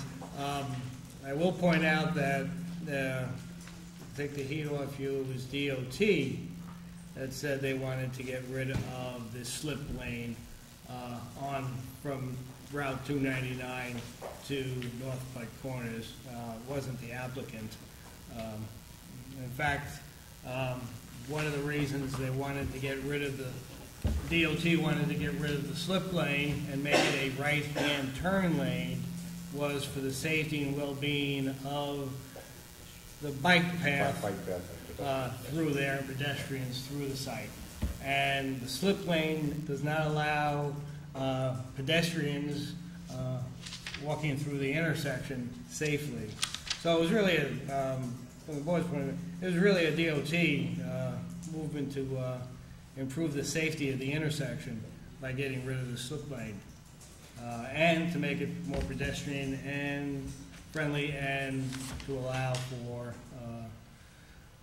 no impacts on the potential bike paths from DOT on 299 and DPW on North Pike Corners. So are we required to go with their analysis of that? DOT? Yeah. I mean, do they set the rules and we follow them, or how's this going? Just wondering. Generally speaking, you have resident experts in different areas on that. If we objected to removal of the slip lane, then we would have to say why and the reasons why. And I think DOT was pretty clear that if you want a pedestrian lane, you can't get a crossing, a safe crossing with a slip lane for people to walk or bike for that way. And we got it both from DOT and DPW that yes, that's part of the concept of the rail trail, bike trail, pedestrian trail, and nothing that you do should impact their ability to put it where they want to. That's at least what I got out of it. Does DOT take into account the intersections along that whole corridor? Because if you stop and you look at it, you have probably 3 of the highest incidents of accidents in the 3 corridors, in that corridor, the south of Hyattville, the Thruway, and south, north and south Platte. Now, if there's an accident a day, that has a tendency, at any of the intersections, have a tendency to create that issue. And I think, we're asking CBS to say, do the traffic study, and right now we have a problem that with those intersections right at this point in time, that I think the DOT should be more involved in. Saturday was an absolute disaster in that lane, because as people were coming around, going down South Putt, there was people trying to get into Floyd Lane. They had the whole road blocked up, traffic was backed up, and people were making a left-hand turn from 299 on south. They had right across the road. It was just, so that's something DOT's created with the county, and I think they should be involved in the solution. I'm not arguing with you. I know that, and then when we did Hampton Inn, we had lengthy discussions about do not block the side, do not block the intersection. The signs are up and things of that sort. Truth of the matter is that intersection is too close to 299, but there really isn't anything we got out of DOT to improve that, except do not block the intersection. DOT has modifications in place, in plans for doing additional work on South Putt Corners Road, including the development of a right turn lane from South Putt onto 299. I'm not sure if it's in the DPW for upgrade of South Putt, but they are looking at installing that. I guess my question is, do they look at the big picture?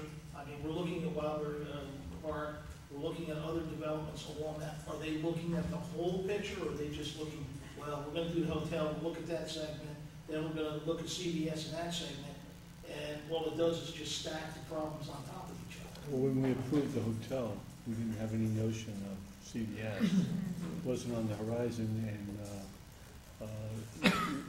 we've always known something would be where Wildberry is, but we didn't know what. And there was no discussion of Mohawk Preserve at that time. So Hampton Inn was really the first thing, and we did the best job we could with the intersection with what we knew was there. Now these other things have stacked onto it, and Hampton Inn isn't even built yet. The changes to the intersection aren't even done yet that were designed as part of that. Well, that's why I'm saying they should be looking down the road into the future. Well, typically, when you apply to DOT for like what we're looking for a highway work permit, and they have you do a traffic study, they do have you take into account what known projects are in the area in doing your traffic study. And then particularly if you talk about trying to adjust light timings and things like that, they do have you look at, well, how does it affect other intersections that feed into it, particularly ones that they control. I think I can answer that question a little bit more. Yeah. In addition to the fact that we included traffic for the other developments that are being proposed in the area, DOT has commented on our traffic study, and one of their comments was that they want to see an analysis that includes the intersections along the other intersections along 299 that are part of the coordinated corridor. So that's something that we're going to have to respond to them, and they are looking at the entire stretch of 299 of those signals that are coordinated together. So yeah, the answer is yes. They're looking at the big picture, not just this one intersection. And they want to know, they want to see how the timing changes that we proposed affect the other intersections, not just this one. So that's something that they're going to look for, Now, and we have to respond to. In that traffic study, are they including number of accidents, number of personal injury accidents? So, yeah, the accident issue is something that DOT would normally have brought up in the initial letter, and it wasn't in there. That's something we can follow up with them on and see exactly how they rate that intersection. We do have some initial accident information for the whole stretch, actually, so we can also review that ourselves. But that's another discussion we can have with DOT on. Okay, and that will include sheriffs, town? Oh, yeah, so absolutely. They all kind of get reported to us. Yes, they all go to the DMV, and they're all recorded in one system. So What I'm trying to do, Tom, on this request, since we have a traffic consultant who is working on 2 projects of ours, that the coordination of Ohioville Road, Thruway, Putt Corners, Stop and Shop Plaza, and hopefully even to Manheim, is all coordinated, that takes into account not only CVS, but Wildberry.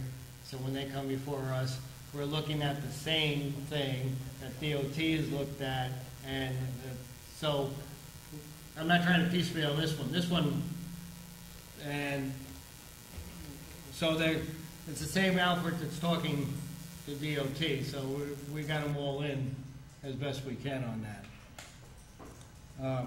But obviously, it's an important piece of the action here. What's the time frame for doing this additional study reporting that you just talked about? like responding to DOT? Yes. I think we haven't done a formal response to them yet. We've started to look at their comments, but we've kind of been, we only got the comments before the last meeting, which is when we scheduled the public hearing, so we're just kind of waiting for all the comments at this point. Yeah, we have the letters from DOT, the county, Mr. Clauser. We're putting together a cumulative response to all these letters that we've received, comment letters that we've received. It seems to me the board would appreciate it if you keep their consultant in the loop so that he's. Oh, yeah. And we have his letter also that we would respond to also. Yeah, to the extent you do have concerns, getting Ken to focus on them is going to be good for everybody. Yes. And, okay. Yes, go ahead. I'm good.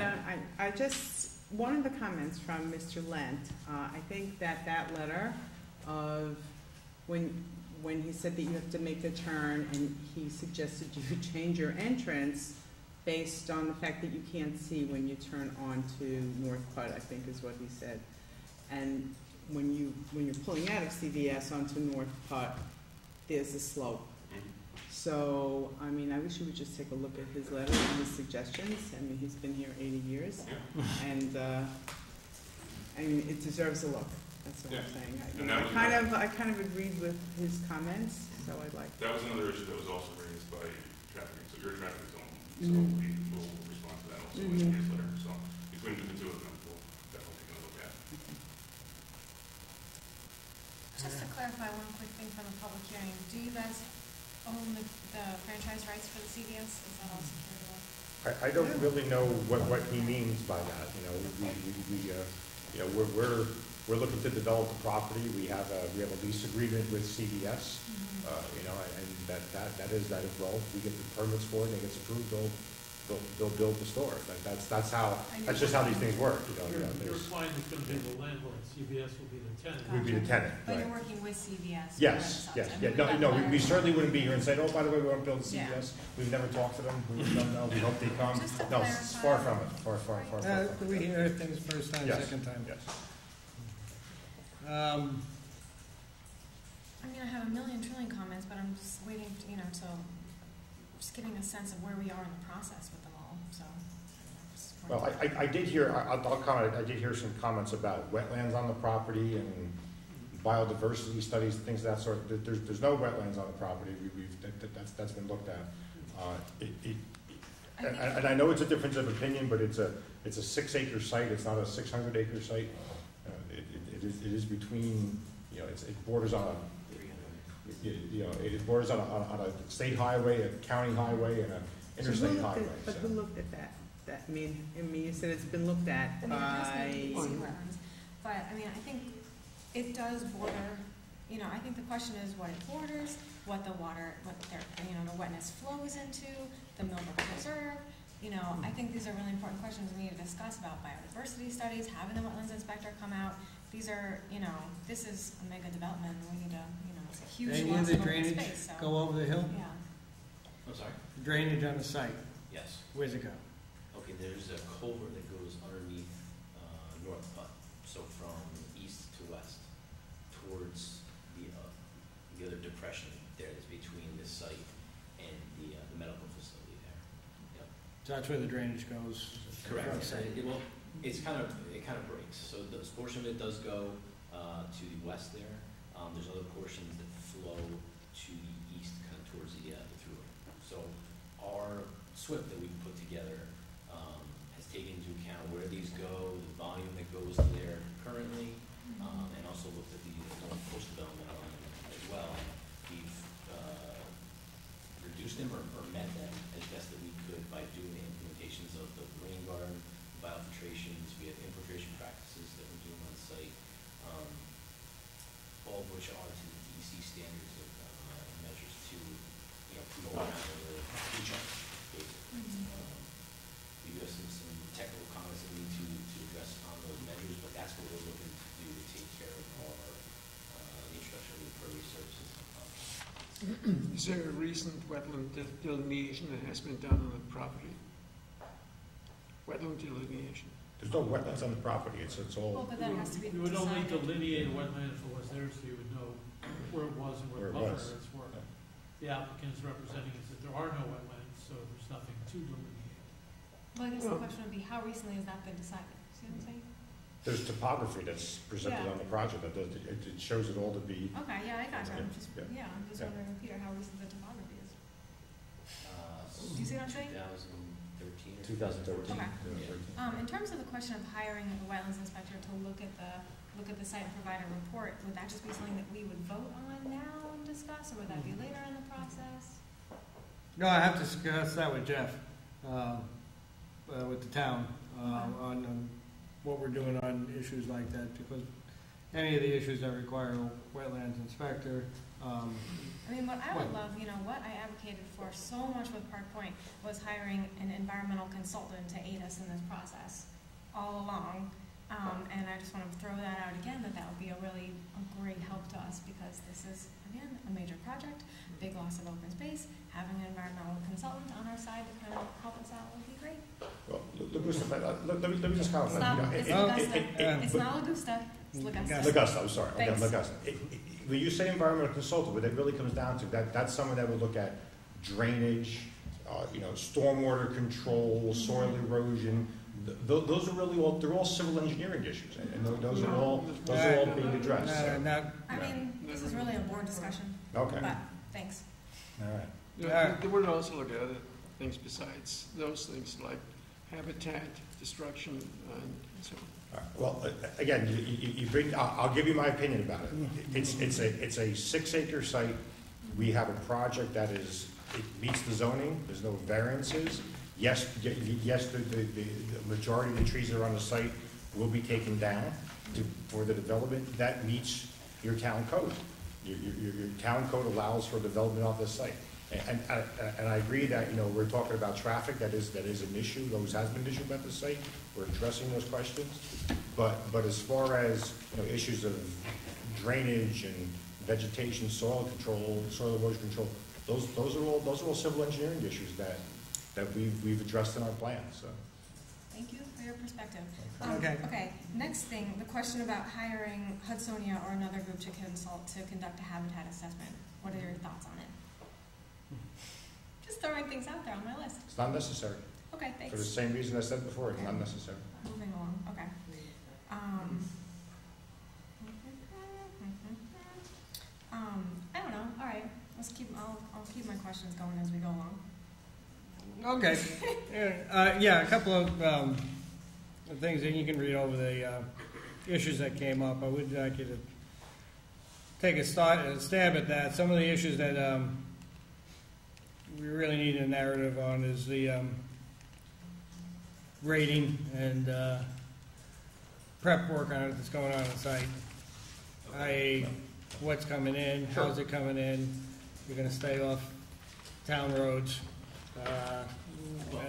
And I know that all hinges on where stuff comes from, but just, you know, I think from a board perspective, and looking at the site, and, you know, we're bringing it up 6, 7, 8, 10 feet in spots.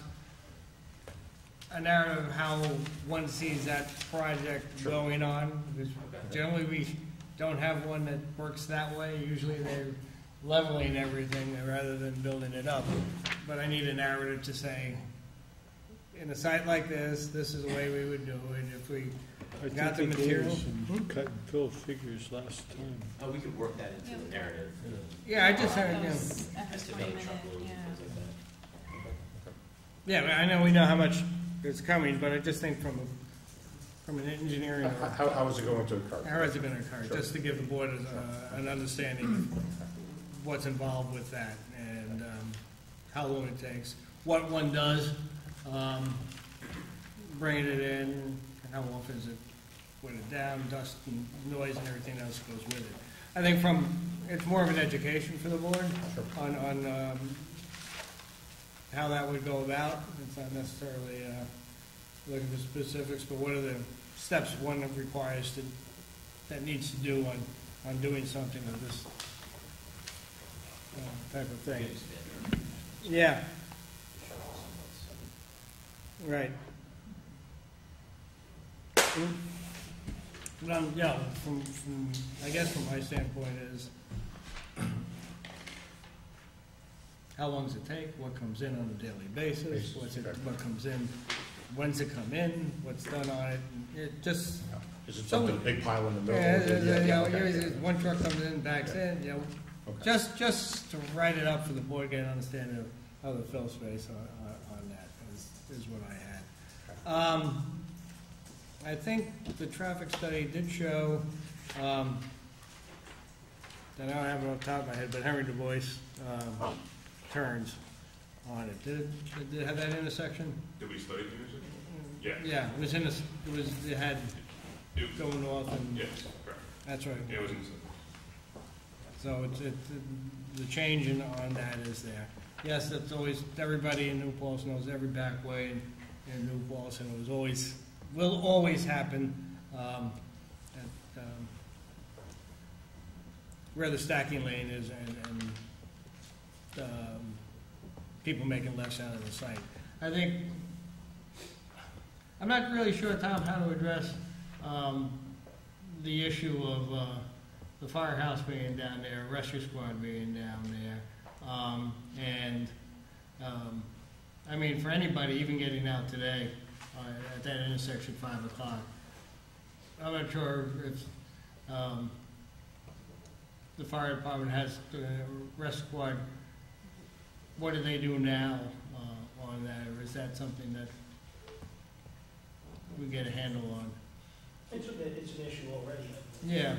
Because you gotta remember, at least with the fire department, you have a coming and a going.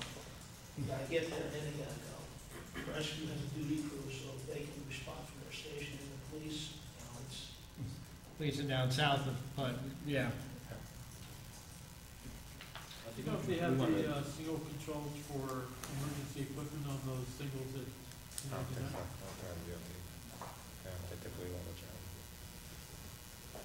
It's what you did with Hampton Inn was to ask, because the police was raised as a last moment issue by the adjoiner. You did ask for the police chief to provide comment as to whether having the hotel there was going to impact his ability for his officers to access the corridor, and he said no. So I think maybe a similar inquiry would be appropriate. And we could do that to the ambulance corps, the fire Right. department, and the police station. I'd cover all three. It actually, what some communities do is they have an ESO meeting where everybody sits around the table and they sort of try to sort these issues out. Given the complexity of this intersection and the police at one end and the fire at the other, maybe that would be a good idea for the applicant to host, get the ESOs in the same room, perhaps with a representative of the board. Not sure the traffic consultant is necessary, but Dave maybe, and make sure everything is as good as possible. Or see, yeah, go ahead. Or do you want us to ask them whether they have a problem or not first? Well, if they don't want to come, I suppose that would answer the question, but I'm assuming they're. Because I'm just concerned about the time frame it would take to get all those people in the room at one time, or are they? Well, you won't know until you try to find out. Yeah. See what it is, or at least get some communication with them. With the fire guys? I don't think they'd have a problem with the three of the group getting together. I mean, you're talking three individuals. You're talking fire chief, head of rescue, and chief of police. Okay. And we'll try to get let me know when it is. Did somebody sit in? Maybe Stacy just for that, if she's going. Yeah. We'll work on those 3 volunteers first, and then we'll see if we can accommodate the rest of us. While we're on the traffic subject, is the bus transportation being included on the impact that might have upon there, because you do have school buses going at that intersection as well? Any more so than? Well, you're going to have more traffic. Well, you're going to. So. The thrust, and again, that's why it's imperative that I get back from DOT to saying, yeah, CVS, yeah, if we do all that and we get the lights to operate and use the technology that's in those lights now to effectuate that kind of signal channelization timing that you're requesting, will improve the traffic flow through those intersections. DOT comes back and says that, and it says it will improve the traffic flow through those, and even though there will be more cars, it will flow smoother. And then I think we have the issue addressed as far as everybody else that's associated with going through the intersection. But that's the key from my point of view is. In our analysis also, traffic counts were collected during times of school, while school's in session, during hours where school buses are on the roads. So it already accounts for school bus traffic in the analysis. And DOT will also be looking to see that we account for that also in our analysis. Is that new? Yes. Do we have a copy of that in our files that was sent to us, or, okay, like a digital copy? It just came in today, so Okay. it's. So maybe if you guys could email it, or. Yeah. Email it to Kelly. Thank you. Just make sure Stacy gets one. Not Stacy, it's Kelly gets one. Oh, I'm sorry.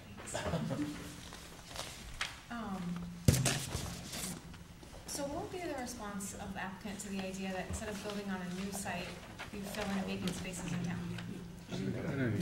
Have to rent it. We had a plan in that, from ShopRite that showed the plaza being rented.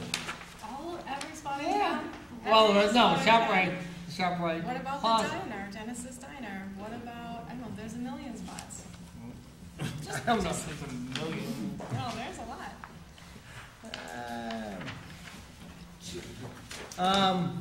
So we're looking I'm entitled to ask a northeast. question. So I know. we're looking across the street, standing at the. Please note, my question was completely ignored. No. Minutes. No, I'll answer the question. This is Okay. the application that we've made for the board. Okay. So it's- Thank you for the answer. Great. Question was answered, Charlie? You didn't change the road yet? I mean, I'm looking at a You're yield standing sign? at the Sunoco Sunoco station. station, looking across the intersection. No, I know. But is that a yield sign, that right there? Current yield sign that's there? So you haven't changed the road configuration, you just, This is just the rendering of the. a rendering just of the. Yeah, it doesn't have the pedestrian crosswalks and everything else. It doesn't have the heads or anything like that. Right, okay, got it. It's done off of a photo of the intersection, so as You're it really exists. looking at okay. some striping, crosswalk striping that would be coming, across. Go this that road. way and then You that probably way. catch just some on the surface of the. No, but, yeah, right, but I don't think the road has been reconfigured Maybe yet you Not in really this drawing. we didn't It doesn't have Can't you really pick out the that slip line? lane is still showed Still there. showing. And it's not. It would be hard to depict on that. Can you turn that Okay. actually so the audience can see we have our own copies? So, are we looking for comments on the design? This is the architecture on the CVS that we had talked about previously, and it has the architecture on the five guys that you can see in the background as you look down. That was presented to the board, and That was at the last meeting, we had that rendering from a similar store for the five guys. And there was some discussion from this planning board, if I remember correctly, about flat roofs. And was there a way that we can make this fit into the community a little bit better? Well, we've brought this up time and time again. We're in discussions. We've heard the discussions. We are continuing to discuss it with CVS as it is right now. This is the proposal that they have for the building. That is quite different from what they started with originally. A little. No, it's all relative about whether it's a lot or a little, okay? But we won't go there. Is this picture proportionally correct? Yes. Yeah, so it gives you an idea. I took the picture myself, but they used our AutoCAD drawings and whatnot, and helped to place that on the site.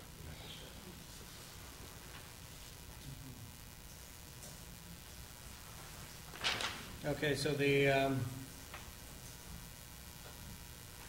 landscaping around it is, these and these are generally what you put in, okay? And just, Some of the street trees. yeah. It's the missile. And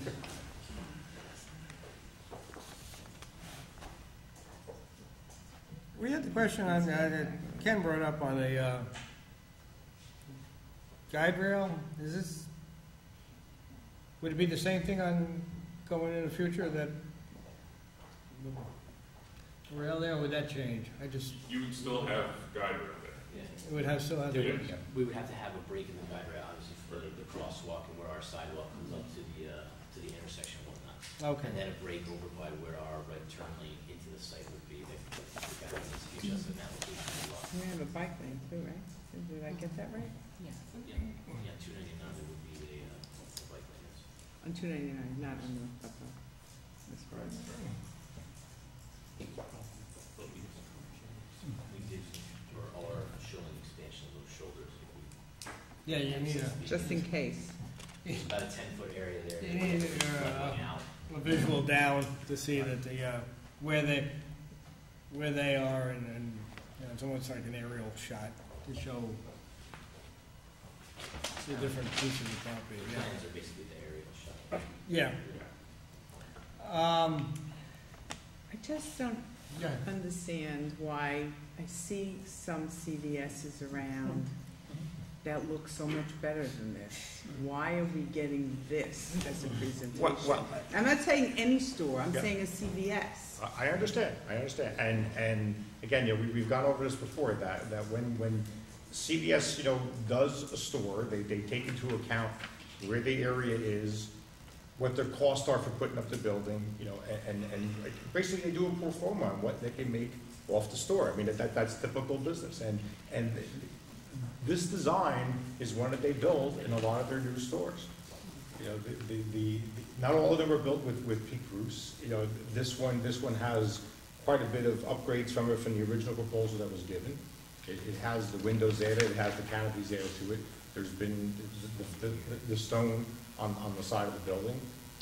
And you don't see as much of that detail when you see it back on this picture like this. So this is not a standard, out of the box CVS. Is there a building or building styles you can relate this to that's existing in the town? I think this is better, George, than a lot of the buildings that are in the town already. I mean, frankly, when you go down, and we're going to get into this whole conjecture about that. So. Everyone is entitled to their opinion. Yeah, everyone's entitled to their opinion about it. The board in the past, especially with Hampton Inn, has looked at the characteristic architecture of New Paltz and requested something that is generally consistent with that. I guess the question is, has CVS considered that? Yes, yes, and that's what this response is. That's what, you know, we had talked about this even back in 2014. I feel like the concern that we're getting at the public hearing so much is not, it is with the building design, but it's also so much with the size, again and again and again. And, you know, I know you've brought things up to the CVS people, just reflecting what we've heard. All right, we can continue our discussion on this, and we will. I think there's some still outstanding issues that we need to go on the traffic, studies on it. We had one issue about the public hearing. We closed it for tonight. We had, I got my list out, I gave it to her, Kelly, about 10 people talking on it. They raised the issues on it. Was there anything that, well, wait, isn't it the same as LP builders, or like we have to have a complete application to close the public hearing, or what's the protocol with that? There's a distinction between LP builders, which is a subdivision. Oh. Subdivision law itself says an application is not completed until you've done secret. Okay. That rule does So not we're- apply strictly to site plan review. But we could choose to keep the public hearing open. Yes. Okay. So if we make a motion to keep the public hearing open? I want to know, well, okay, we can make motion and but I'd like, okay, in discussion, for how long and for what purpose? Forever, why not? That's what I figured it would be. I need a little something, I need something a little bit better than that, at least from a. Do I get a chance to say something on No, this? you don't get to pick any, you just be quiet now. Okay. One thing I did hear tonight is that there is traffic information which is still going to be provided by the applicant to the regulatory agencies. That is obviously an issue of great concern to the community. It may be something that you do want to wait until that information is available and the public is aware of what it is, so that they have an opportunity to comment on any changes or revisions or modifications that may be required, and as well as they have an opportunity to look at that information in the record. You know, Mike, I know you said to be quiet, but I would just strongly disagree. You had 6 people talk at the public hearing. And what I heard is that keep it open because we haven't had enough time to look at it. They've had 30 days when it was out, when the hearing was announced. And I will agree, the town of New Paltz keeps an excellent website that keeps people on track of what's going on with the project. People have had a long time to look at this. And During the course of the public hearing tonight, though, the public did bring up that there was inconsistencies in the way the site plan was written. that's incorrect. That is a We totally actually don't incorrect have to statement. discuss this, we only have to vote on it. No, Right? it's open for, when's it, I mean, you gotta have a discussion, you're allowed to discuss it. With us is what I'm saying. I'm saying, Yes. yeah, that's what I'm saying, we're All right. having a mentioning the discussion. filling stations in your site plan. I mean, I really think we need the right plan before we can close the public hearing. All right, time out. The discussion is with the board, and the board, get a discussion. I would propose that, I got one question for the applicant. When are we gonna get the responses on traffic to DOT? I mean, we can be responded within a week. That's not an issue. It was really a matter of the timing and when we got the comments from DOT and then the public hearing, trying to get everything shot. I think it's critical that we find what you propose to DOT to be part of the record. For that, I would propose keeping the public hearing open till our May 27th. I'm going to guess the wrong date. I just know it. Bless you. May 27th. And at that time, hopefully we'll have from CVS their proposal to DOT to be put up on the website. we can do a public hearing at that time. We will have a 10-day, generally ends up being 2 weeks, period after a close of public hearing to accept all written comments from it. That's normally what we do on any of these major issues on it. But I think, as George said, the critical piece that was brought up time and again was the traffic study. We think it's important. You have a proposal for it. We need to see it in writing. We need to see what you propose to DOT, because that's critical. And if we want to send anything to DOT, we have the opportunity then to also send something to them. In other words, they say, if we do this, this, and this, traffic will improve. I mean, we could send a letter saying, if you can't do that, that, and that, what's the DOT, what's the net result now? Kind of a question to that effect. So, they also suggest that meeting with the ESOs be scheduled before the continuation date. May 27th. So you have an opportunity to get whatever comments they may have on issues of concern to them. The emergency services. Yeah. ESOs, yes. And maybe you guys could find out if there's any way that we could have a smaller sign. I know it doesn't seem like a big thing, but a lot of residents are not happy having such a big sign. Is it necessary? If the sign's compliant with the code. When we run, that was I'm just asking if it's necessary. The code is the maximum or minimum requirement. The sign's compliant with the code. The sign, and it's down tremendously from what it was started. And, I just want Yeah. to go back to the bill question. Did you specifically ask a question on how that bill was coming in? And how many, do we have? Yeah, that's the narrative that we'll give, right? How we many have trucks to and have how that it comes narrative. in. That's a huge deal, I think. It's going to take how many months? 3 months to bring that bill in? 2 months, okay. So that narrative I'd like to see also. Oh, we asked, that question we've asked for. That's kind of a site question, because in reviewing the site plan, and maybe it isn't seeker too, we would have to know what that information is. But, and we don't know what they're filling with? Oh, yeah, we'd have to know that. I mean, you have to meet certain requirements on it. It isn't the sign that they put up the clean fill wanted. I don't think we'll go that way. It's sort of clean fill. Peter? Yeah, there was a lot of concern about the environmental impact expressed during a public hearing. And I think it has to be addressed, and we're going to address it during the SECRA application anyhow. So if you have some information on it, if you have some studies on it, we'd like to see them. Well, I think I think we do need them. Or we'll just have to do our own. I think you have the information already, but we'll take a look at it, Peter, and if we put it all into one spot, then that's fine. Yeah, the goal here now is to make sure that we have all the information, both from the public and from the applicant, to be able to turn around and do a seeker review. So. Can you do another?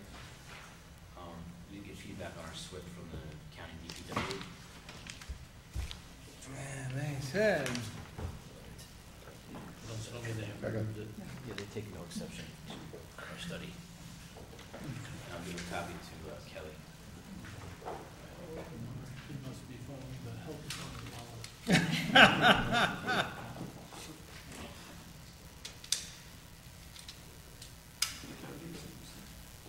I think you get first place, Tom. Yours is the cleanest, neatest. Handwriting, gotta watch out. That's always good. Well, you know what that means, though, you know? Battle's on. Battle's on.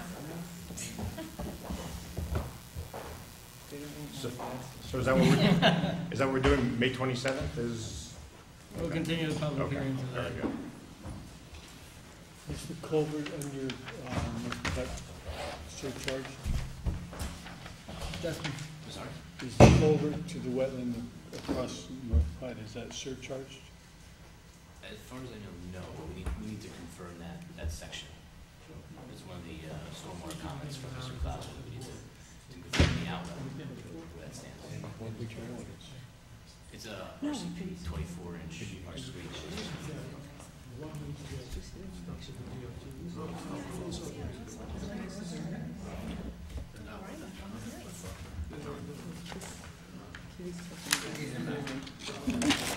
But doesn't quite make it.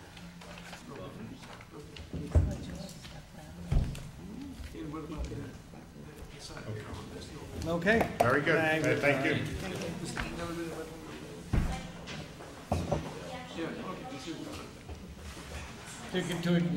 Augusta made the motion to extend. We didn't take the vote. All in favor?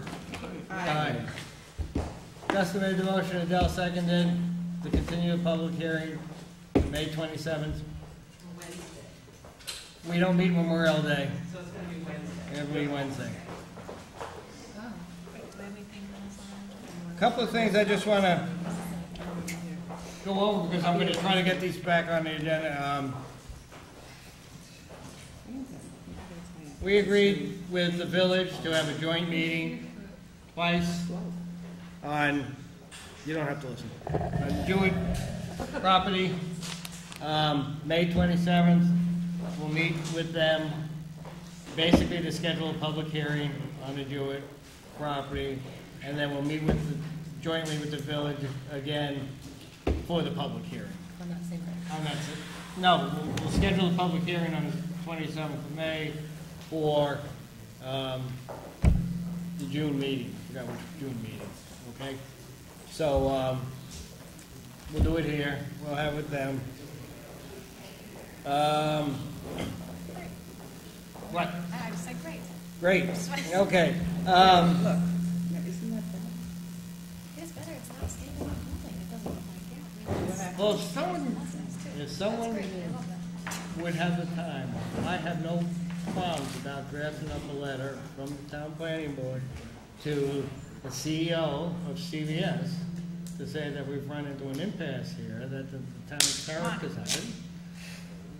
And write up, and I'll mail it, we'll mail it. Personally, I think we may perhaps find out the chairman of the planning board of that community and find out why they could twist it. Yeah, what I wanna know is how many. It's in East Hampton, I wanna know Connecticut. how the word back from CVS. And I saw. Okay, I'm okay. CVS too. Okay, we got,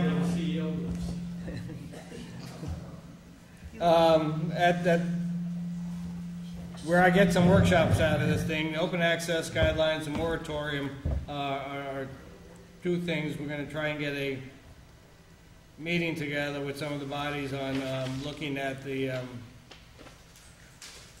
town moratorium on dormitory projects and what kind of language we should adopt into the zoning code. So if they pass it, we got till probably the end of the year or November to get something back to them. So we'll try to work something up during the summer to see if we get some information moving on that. And the village is pushing me on form-based zoning. Mauritius thinks it's the greatest thing. On what? Form-based? Yes, that's about as much as I know, and I haven't read on it. We're having a class at, hey. Filling out more. When is that? I'm not exactly sure, I'll email you the information tomorrow. Available. Well, You've had it. yeah, man, could you give a 5-minute dissertation on what it is? As soon as I find out, I'll be. Oh, okay. Well, yeah, let me speak on it. Okay, so the next meeting is Wednesday, May 27th. We don't work Memorial Day. It's here. And I would want to report that Lyle, Adele, and I went out on the site visit to Mohawk Preserve. I will tell you frankly, it was the longest site visit I have ever been on. That will report that we left at 9:30 and we got back to our cars at 12:30. How It was many a, closed acres did you see? we had a, it was a, they gave a very good talk and showed us everything that they were planning, where it is and everything else on it. I know there's another one scheduled for Saturday, and if you haven't or you haven't gotten the time, it's well worthwhile to do it. Lastly, if you can't make it and you want a time, let's talk about it and we can arrange some other day. Okay? Because I think it was helpful. It was very, I mean, for me, it was extremely helpful, because I didn't start at the beginning of this, and half the time I didn't know what I was looking at, so it was, really important to go and do it for me. So, Good. With that, motion to adjourn? Second. All in favor? Thank you very much. Okay.